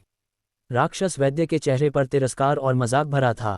आर्यवीर जितना अधिक करता, उसे उतना ही अधिक विश्वास होता कि आर्यवीर को औषधि बनाना नहीं आता। महंत जी, मैं आपको एक सलाह दूंगा। मुझे डर है कि इस बच्चे ने आपको धोखा दिया है। राक्षस वैद्य ने महंत जी की ओर देखा और व्यंग्य से हंसा। महंत लखन ने भी माथा सिकोड़ा और कहा, साथी राक्षस वैद्य सही कह रहे हैं। मैं गारंटी दे सकता हूं कि यह बच्चा औषधि बनाना बिल्कुल नहीं जानता। महंत जी, मेरी सलाह मानिए। दूसरों पर इतनी आसानी से भरोसा न करें। ऊपर से वह सिर्फ एक कनिष्ठ है। उसकी हिम्मत कैसे हुई यह कहने की कि वह नन्ही राजकुमारी को ठीक कर सकता है? विशंभर ने ठंडे चेहरे के साथ कहा। महंत दानवीर ने माथा सिकोड़ा और थोड़े चिंतित दिखे। हालांकि जब उन्होंने अपना सिर घुमाया और मंच पर अपनी छोटी बेटी को खुशी खुशी लॉलीपॉप चाटते देखा तो उनकी चिंता गायब हो गई। चलो अभी इंतजार करते हैं। हमें जल्द ही पता चल जाएगा कि वह सफल होता है या नहीं। अंत में महंत जी के चेहरे पर एक दयालु और शांत मुस्कान आ गई। ये देखकर लखन और बाकी लोगों ने तुरंत अपना मुंह बंद कर लिया। जब महंत जी इस तरह का भाव दिखाते थे तो इसका मतलब होता था कि उन्होंने अपना मन बना लिया है। उसी समय भट्टी के सामने खड़े आर्यवीर ने अगला कदम पूरा कर लिया था। सभी सूखी हुई पट्टियों को गर्म तेल में डुबोया गया। उनसे आने वाली खुशबू ने सभी के मुंह में पानी ला दिया। यहाँ तक कि नन्ही राजकुमारी ने भी अचानक अपना सिर उठाया और एक नज़र देखी। अद्भुत! पहली बार ऐसी औषधि निर्माण देखा है जिससे भूख लग जाए। सत्यानाश, लेकिन ये लड़का औषधि तो बना ही नहीं रहा है। सही बात है, उसने आग जलाने के बाद से भट्टी को छुआ तक नहीं है। अगर मुझे पता न होता तो मैं सोचता कि वह खाना बना रहा है। अरे, क्या ये सही नहीं है? क्या आपको लगता है कि वह वाकई खाना बना रहा है? कोई अचानक चिल्ला उठा। अचानक वहां मौजूद बहुत से लोगों की आंखें फटी रह गईं। वे जितना अधिक सोचते उतना ही इसकी संभावना लगती थी, क्योंकि शुरू से अंत तक आर्यवीर के सभी कार्य ऐसे लग रहे थे जैसे वह खाना बना रहा हो। हालांकि इससे पहले कि कोई निष्कर्ष निकलता, आर्यवीर ने अगले कदम के साथ काम जारी रखा। धम! एक खनकती आवाज के साथ आर्यवीर ने अचानक उबलती हुई गर्म भट्टी पर अपनी हथेली से प्रहार किया। भट्टी का ढक्कन तुरंत हट गया। इसके तुरंत बाद सैकड़ों तली हुई पट्टियां भट्टी में डाल दी गईं। इस दृश्य को देखकर सबके मन में अभी जो शंका पैदा हुई थी वह तुरंत दूर हो गई। तो यह अभी भी औषधि निर्माण ही है।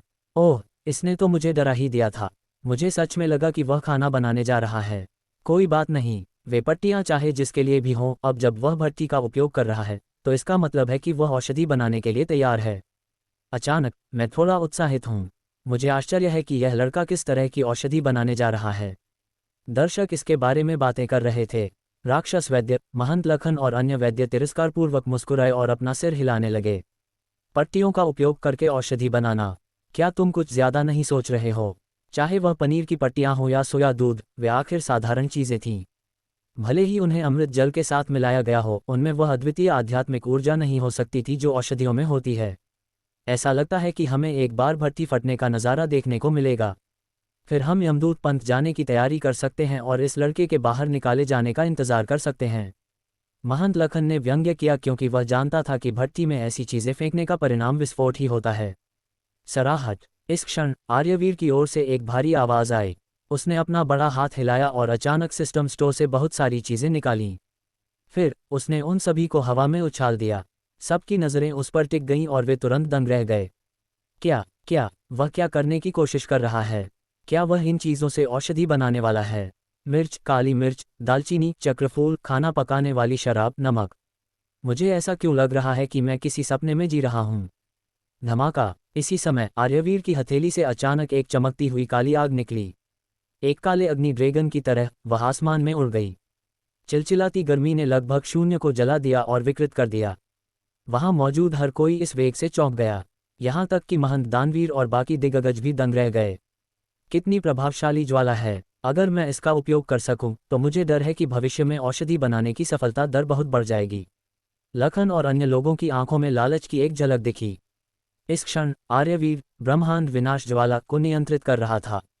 उस काली आग ने हवा में मौजूद भोजन और मसालों को सीधे घेर लिया और उन्हें लगातार जलाया और शुद्ध किया। जल्द ही सभी मसाले आग में पिघलने लगे, काले धुएं में वाष्पित होने लगे और धीरे धीरे शुद्ध सार में बदलने लगे।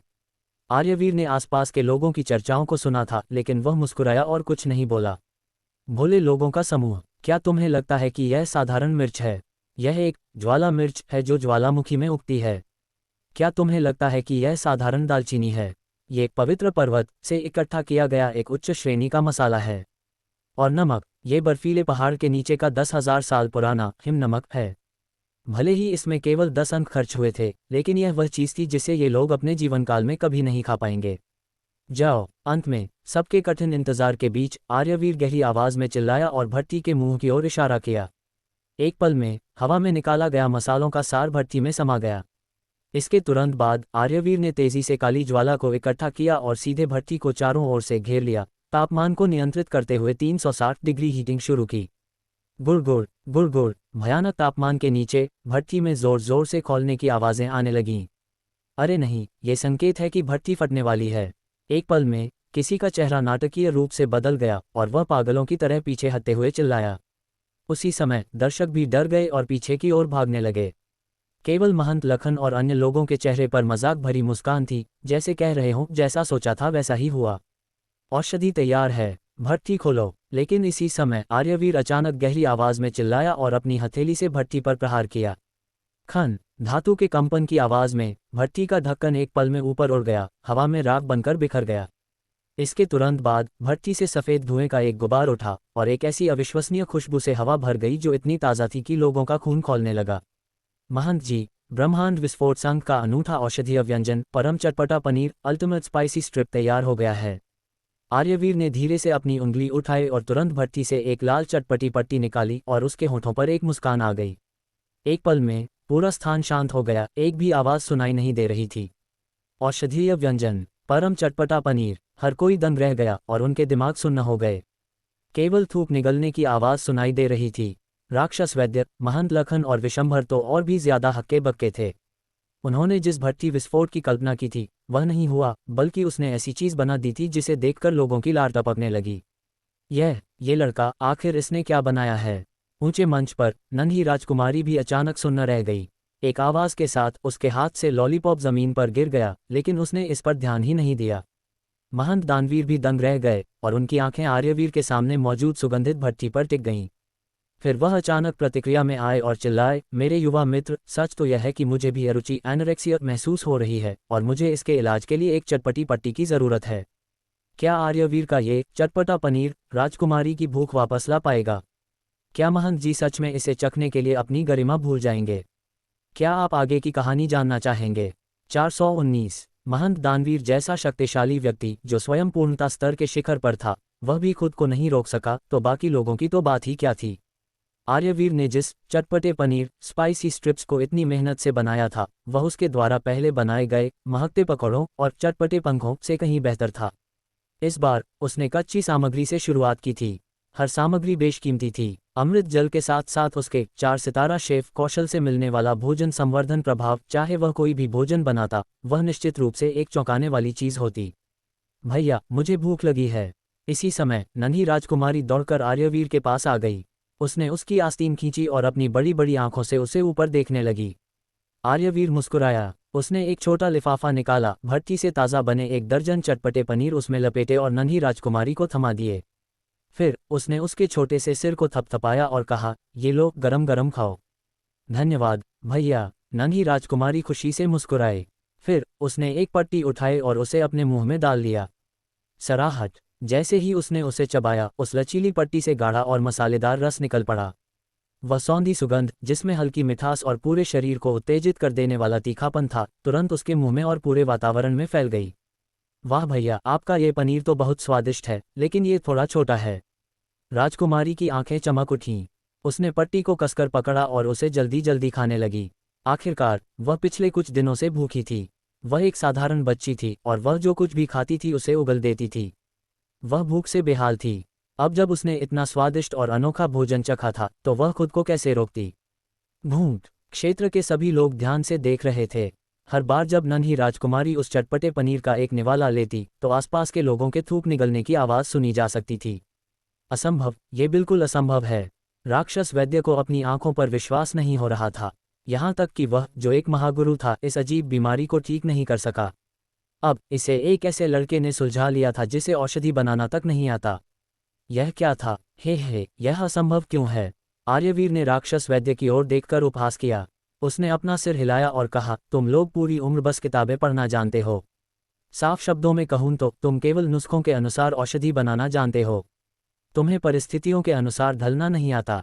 तुम्हारी हिम्मत कैसे हुई? तुम इतने बदतमीज कैसे हो सकते हो? राक्षस वैद्य गुस्से में चिल्लाया। आर्यवीर मुस्कुराया। क्या मैं गलत हूँ? नन्ही राजकुमारी की बीमारी वास्तव में बहुत सरल थी। ये बस खाने के नखरे और अरुचि का एक सामान्य मामला था। हालांकि यह सच था कि कीमती चीज़ें खाने से उसके शरीर की बनावट बदल गई थी, लेकिन समस्या की जड़ ये थी कि भोजन स्वादिष्ट है या नहीं। तुमने सबसे पहले दवा से इसका इलाज करने के बारे में सोचा, लेकिन तुमने समस्या को जड़ से खत्म करने के बारे में नहीं सोचा। हालांकि प्राकृतिक खजाने अच्छे होते हैं, लेकिन वे फिर भी बहुत साधारण स्वाद के होते हैं। कभी कभी मन को ठीक करने के लिए इन उत्तेजक और स्वादिष्ट भोजनों की भी ज़रूरत होती है। राक्षस वैद्य अवाक रह गया, जबकि महंत लखन और विशंभर ने अपने सिर झुका लिए। भले ही वे अभी भी पूरी तरह सहमत नहीं थे, लेकिन वे कुछ कर नहीं सकते थे। आखिरकार आर्यवीर ने राजकुमारी की अजीब बीमारी को सफलतापूर्वक ठीक कर दिया था। जैसा कि कहा जाता है, जो जीतता है वही सिकंदर। विजेता जो कहता है वही सही माना जाता है, और हारने वाले की बात को केवल कुतर्क। हालांकि आर्यवीर ने जो कहा था वह तर्कसंगत था। नन्ही राजकुमारी हर दिन वे कीमती चीज़ें खाती थी, जो हर दिन सादा पानी पीने जैसा था। हालांकि वह उसके शरीर के लिए अच्छा था, लेकिन वह बेस्वाद था, जैसे मोम चबाना। समय के साथ उसका उससे मन भर जाना स्वाभाविक था, लेकिन अगर वह इस समय अचानक ठंडी कोका कोला पी ले तो यह अद्भुत होगा। उसे ऐसा लगेगा जैसे वह उड़ रही है। इसलिए इन चटपटी पट्टियों का प्रभाव उस ठंडी ड्रिंक जैसा ही था। इसने राजकुमारी को एक तेज और स्वादिष्ट स्वाद का अनुभव कराया, जिससे उसकी भूख वापस आ गई।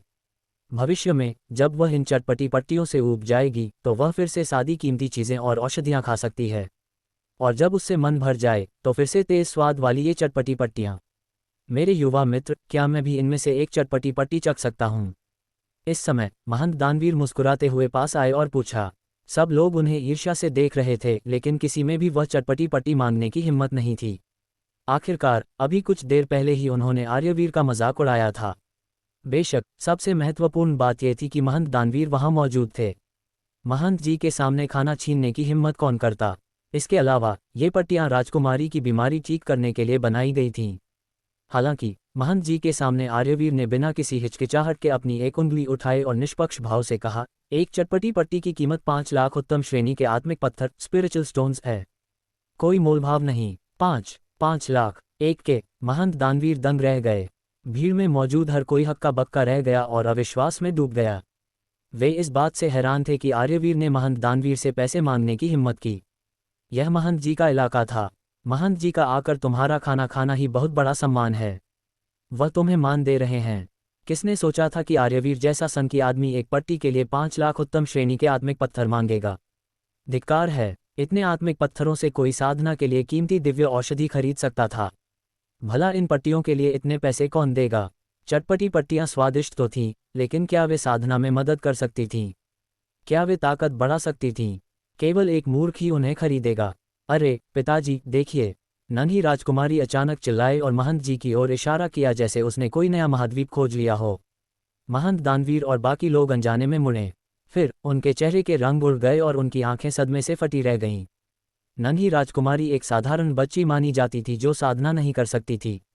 हालांकि इस समय वह अपने हाथ में चटपटी पट्टियों को पकड़े हुए थी और वे हवा में खिलौनों की तरह तैर रही थीं। आत्मिक शक्ति, यह आत्मिक शक्ति की आभा है। मेरे भगवान, यह क्या हो रहा है?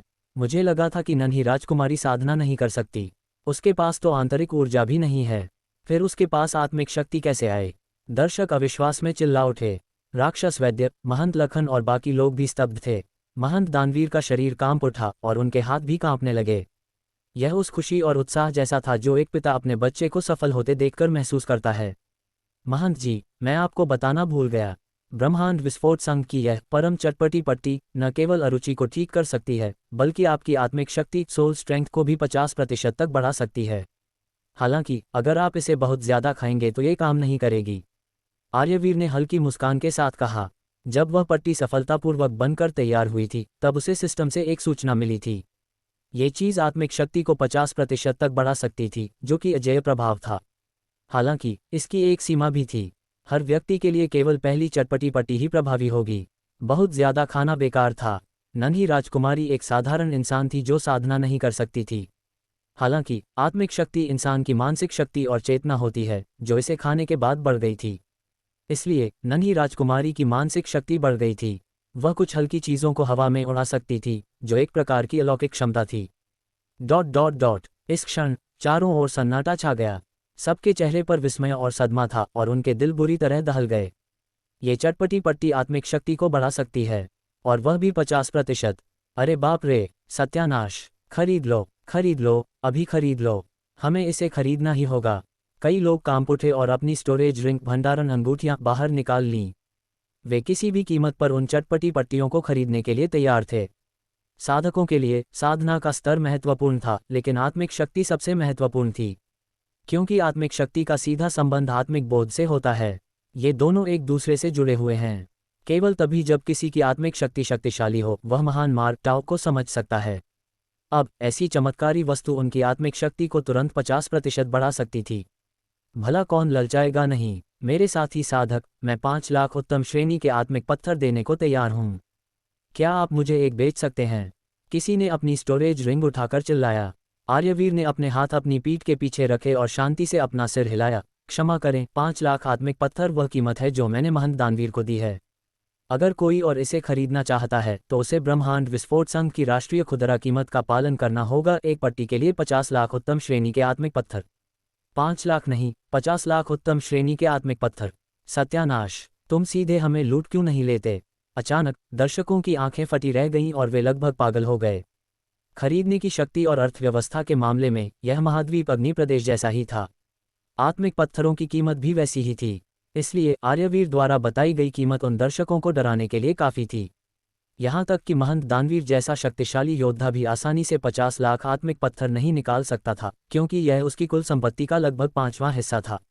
अधिकांश दर्शक स्वतंत्र साधक थे जो बड़े परिवारों या संप्रदायों से नहीं जुड़े थे। उनकी संपत्ति वास्तव में सीमित थी।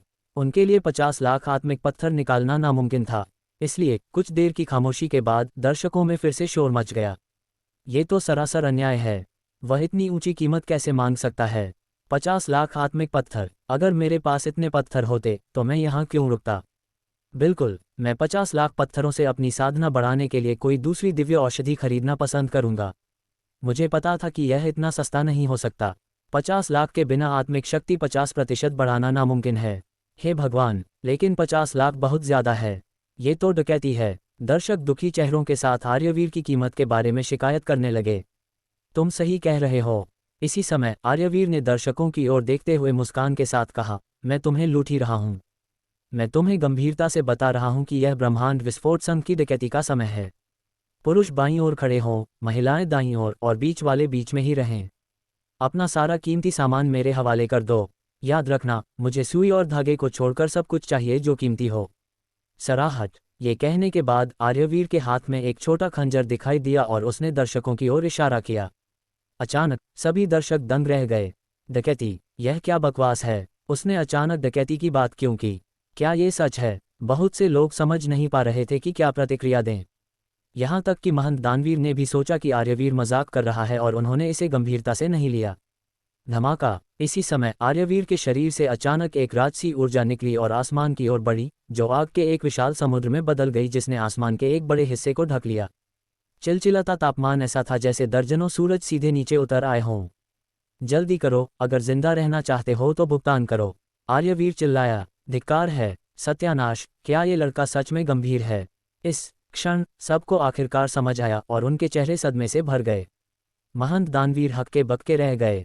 उन्होंने कभी उम्मीद नहीं की थी कि आर्यवीर ऐसा कुछ करेगा। इसके अलावा आर्यवीर उनके ही इलाके में उनके सामने डकैती कर रहा था। नीचता के इस अचानक कृत्य ने उन्हें लगभग हतप्रभ कर दिया। युवा मित्र, तुम ये क्या कर रहे हो?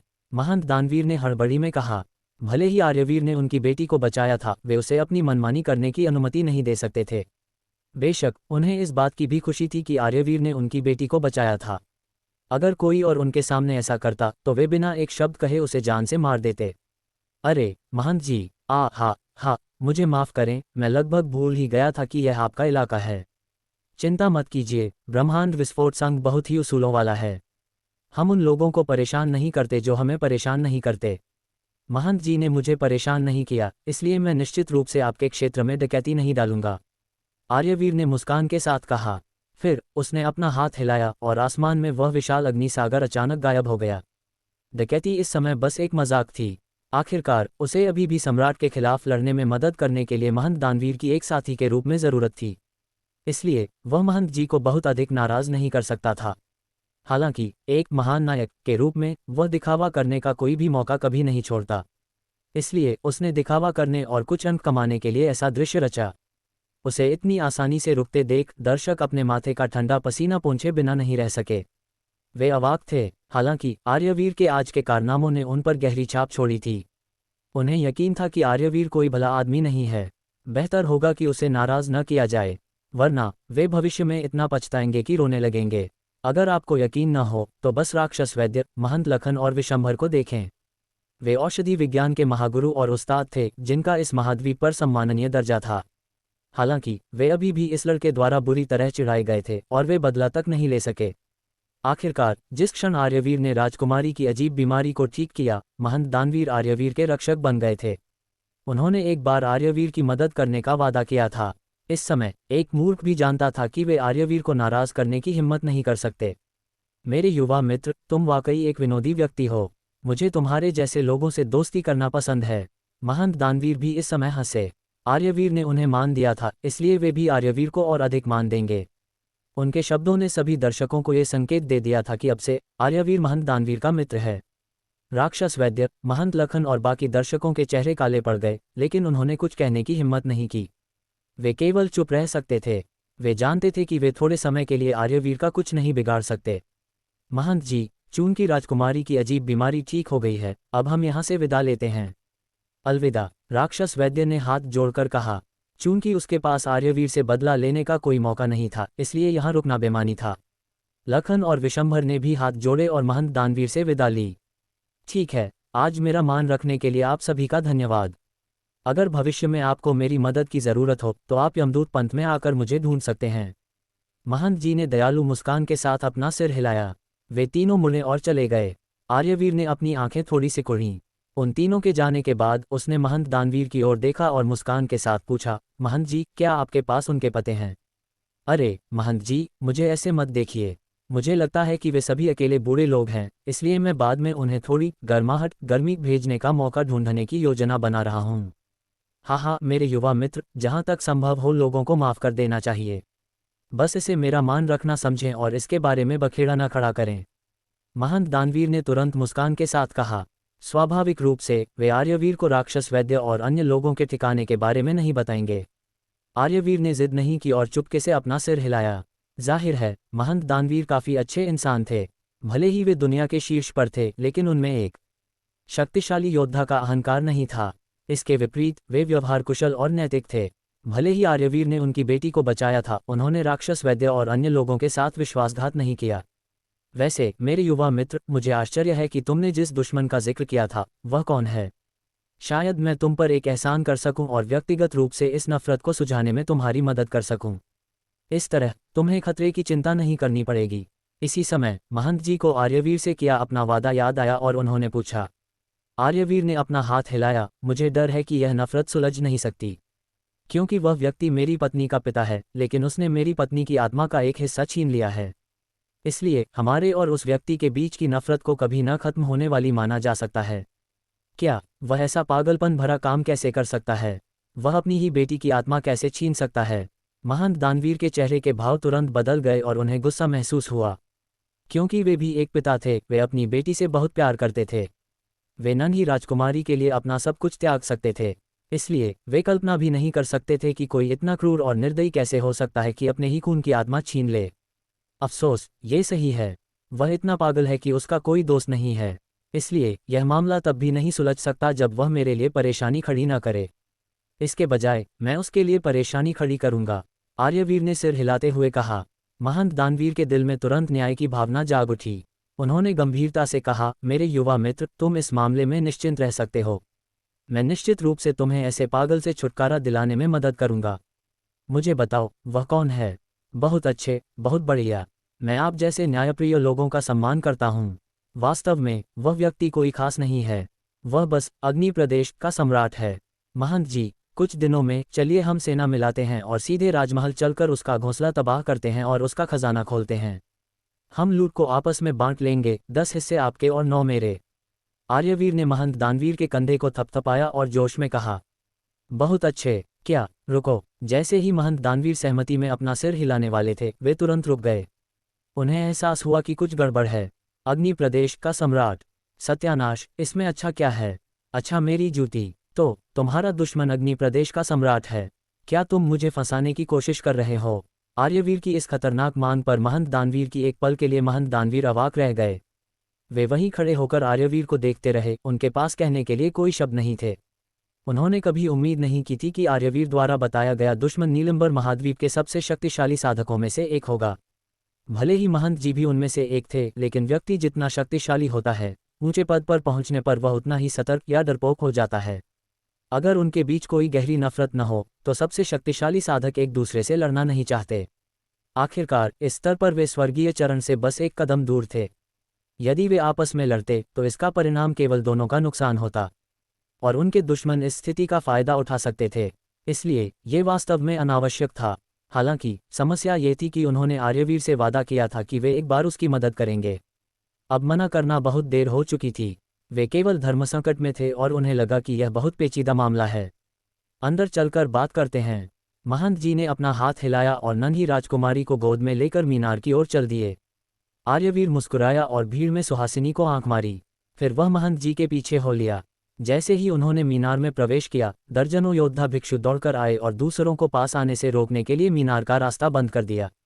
इस समय महंत जी ने अपने चेहरे पर एक फीकी मुस्कान लाते हुए पूछा, मेरे युवा मित्र, तुम मजाक तो नहीं कर रहे हो, है ना?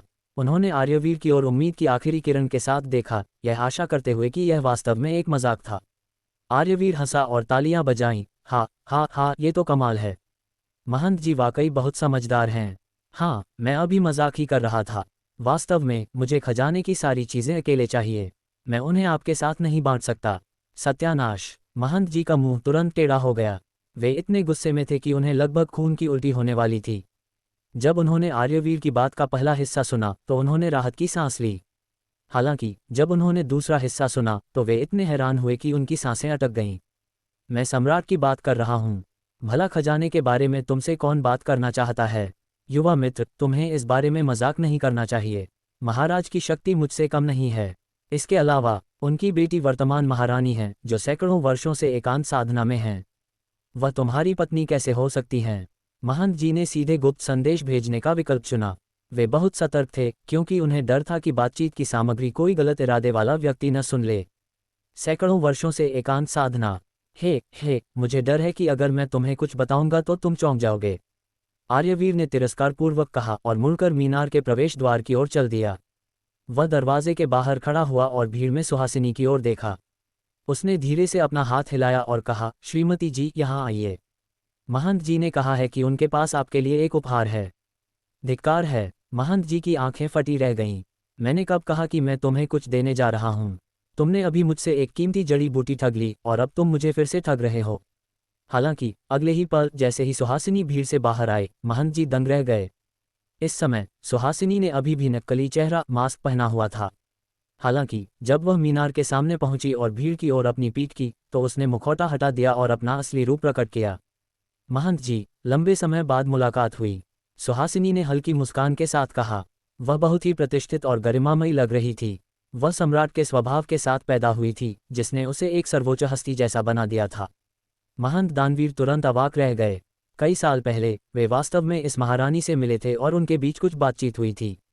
इसलिए वे ये पहचानने में सक्षम थे कि उनके सामने मौजूद व्यक्ति वास्तव में वही महारानी थी।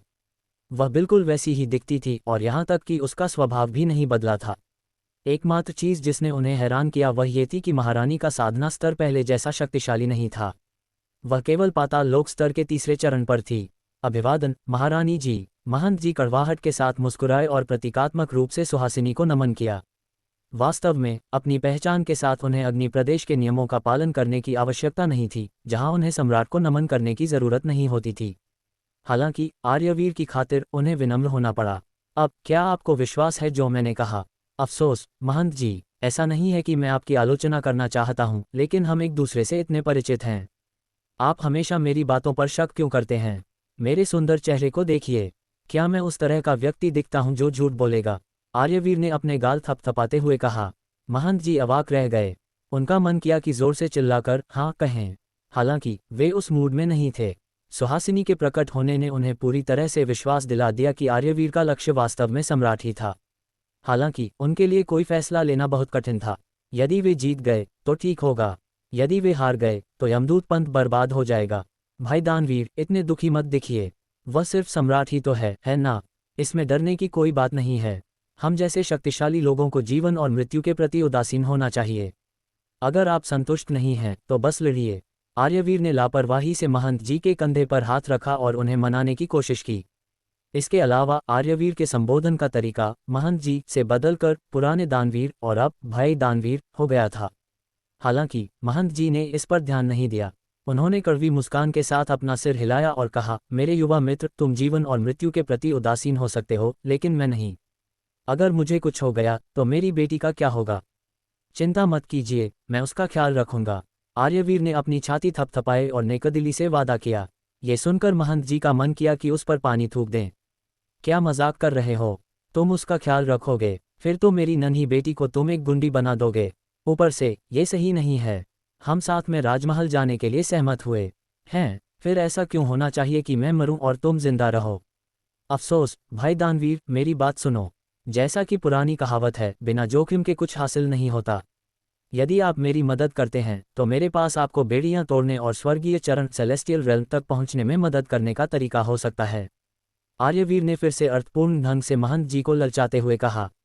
ये सुनकर महंत जी ने प्रतिक्रिया दी। उनकी आंखें चमक उठीं और उन्होंने आर्यवीर की ओर देखा। मेरे युवा मित्र, क्या तुम महाराज के दिव्य ज्ञान वृक्ष के बारे में बात कर रहे हो?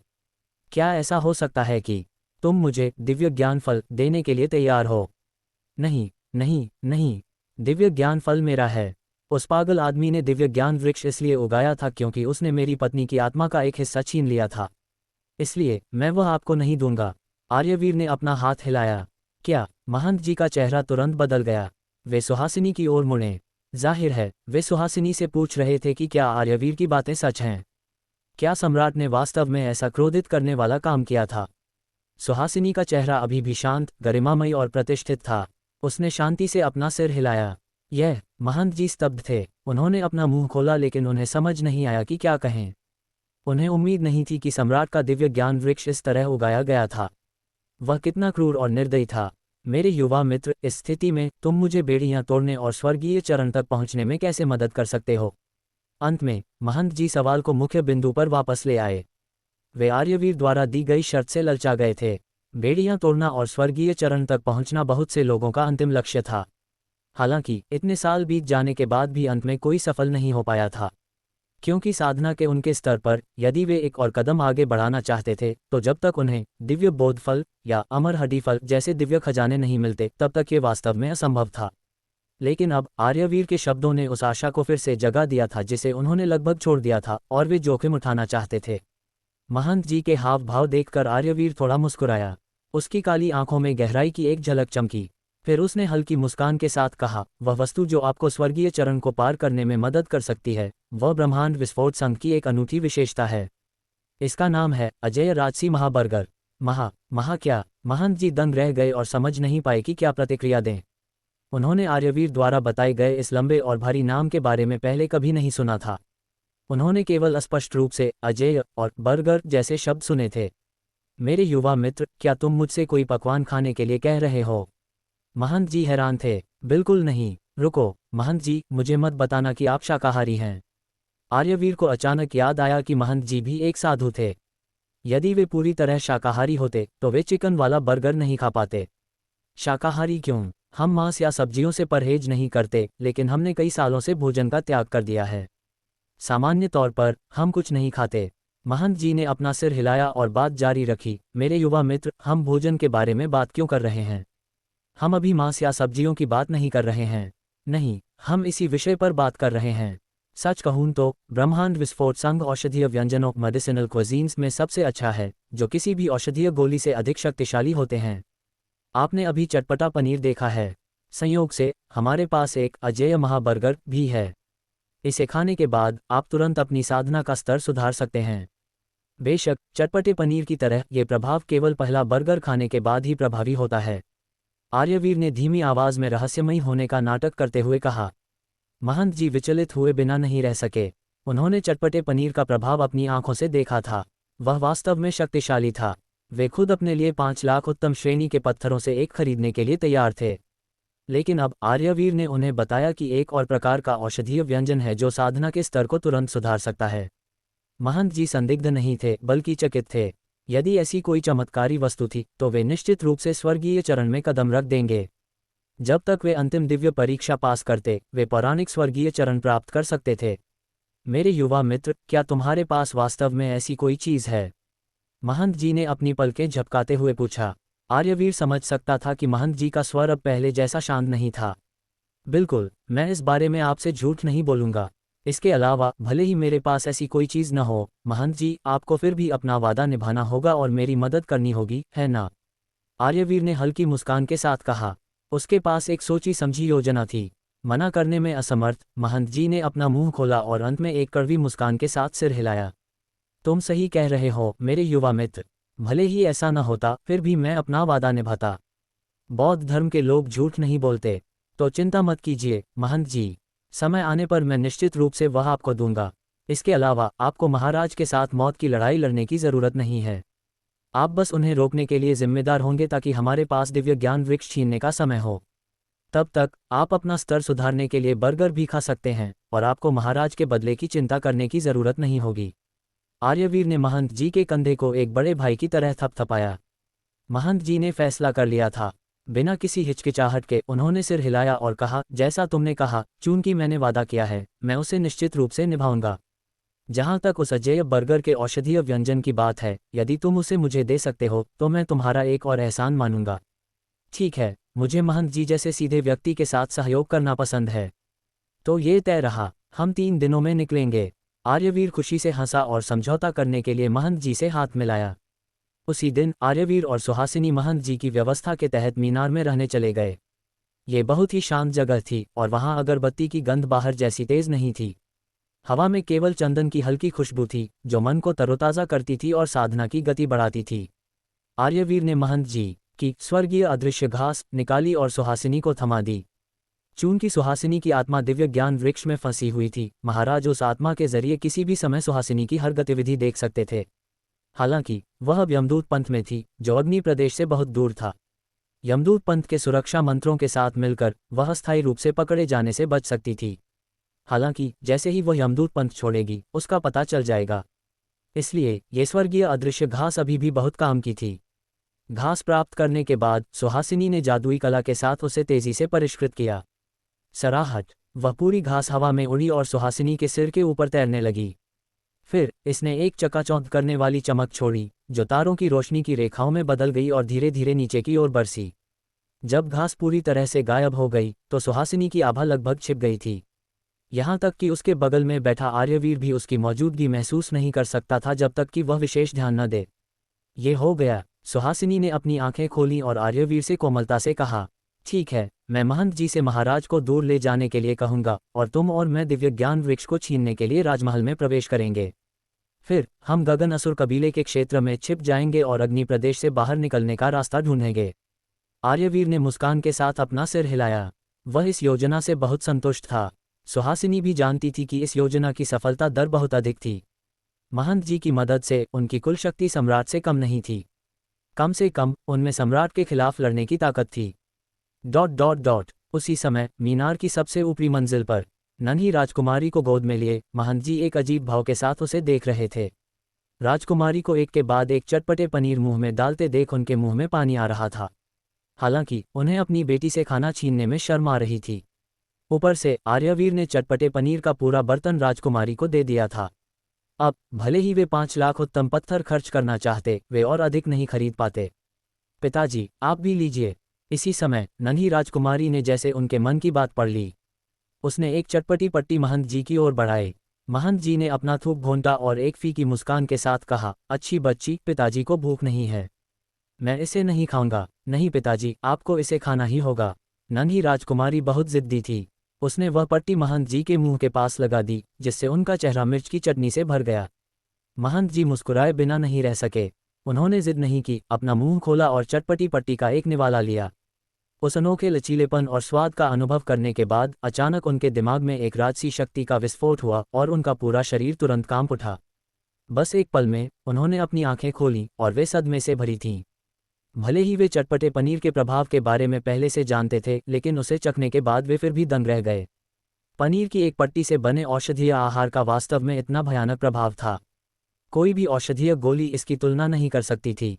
मेरी आत्मिक शक्ति इतनी आसानी से 50% बढ़ गई है। ऐसा लगता है कि मैं अगले कुछ दिनों में फिर से महान मार्ग को समझूंगा और अपनी आत्मिक शक्ति को मजबूत करूंगा। मुझे डर है कि तब तक महाराज भी मेरे मुकाबले में नहीं टिक पाएंगे। ये सोचकर महंत जी आर्यवीर द्वारा बताए गए उस अजेय बर्गर के लिए उम्मीदों से भर गए। इस बार ये वास्तव में बुद्ध का आशीर्वाद है। हालांकि वह लड़का अजीब व्यवहार करता है और उसका चरित्र थोड़ा टेढ़ा है, लेकिन वह एक न्यायप्रिय व्यक्ति है। उसने नन्ही राजकुमारी को बचाया और मेरे लिए इतना अच्छा भाग्य लेकर आया। इसकी तुलना में यह कोई बड़ी बात नहीं है कि मैंने सम्राट को रोकने में उसकी मदद करने का वादा किया है।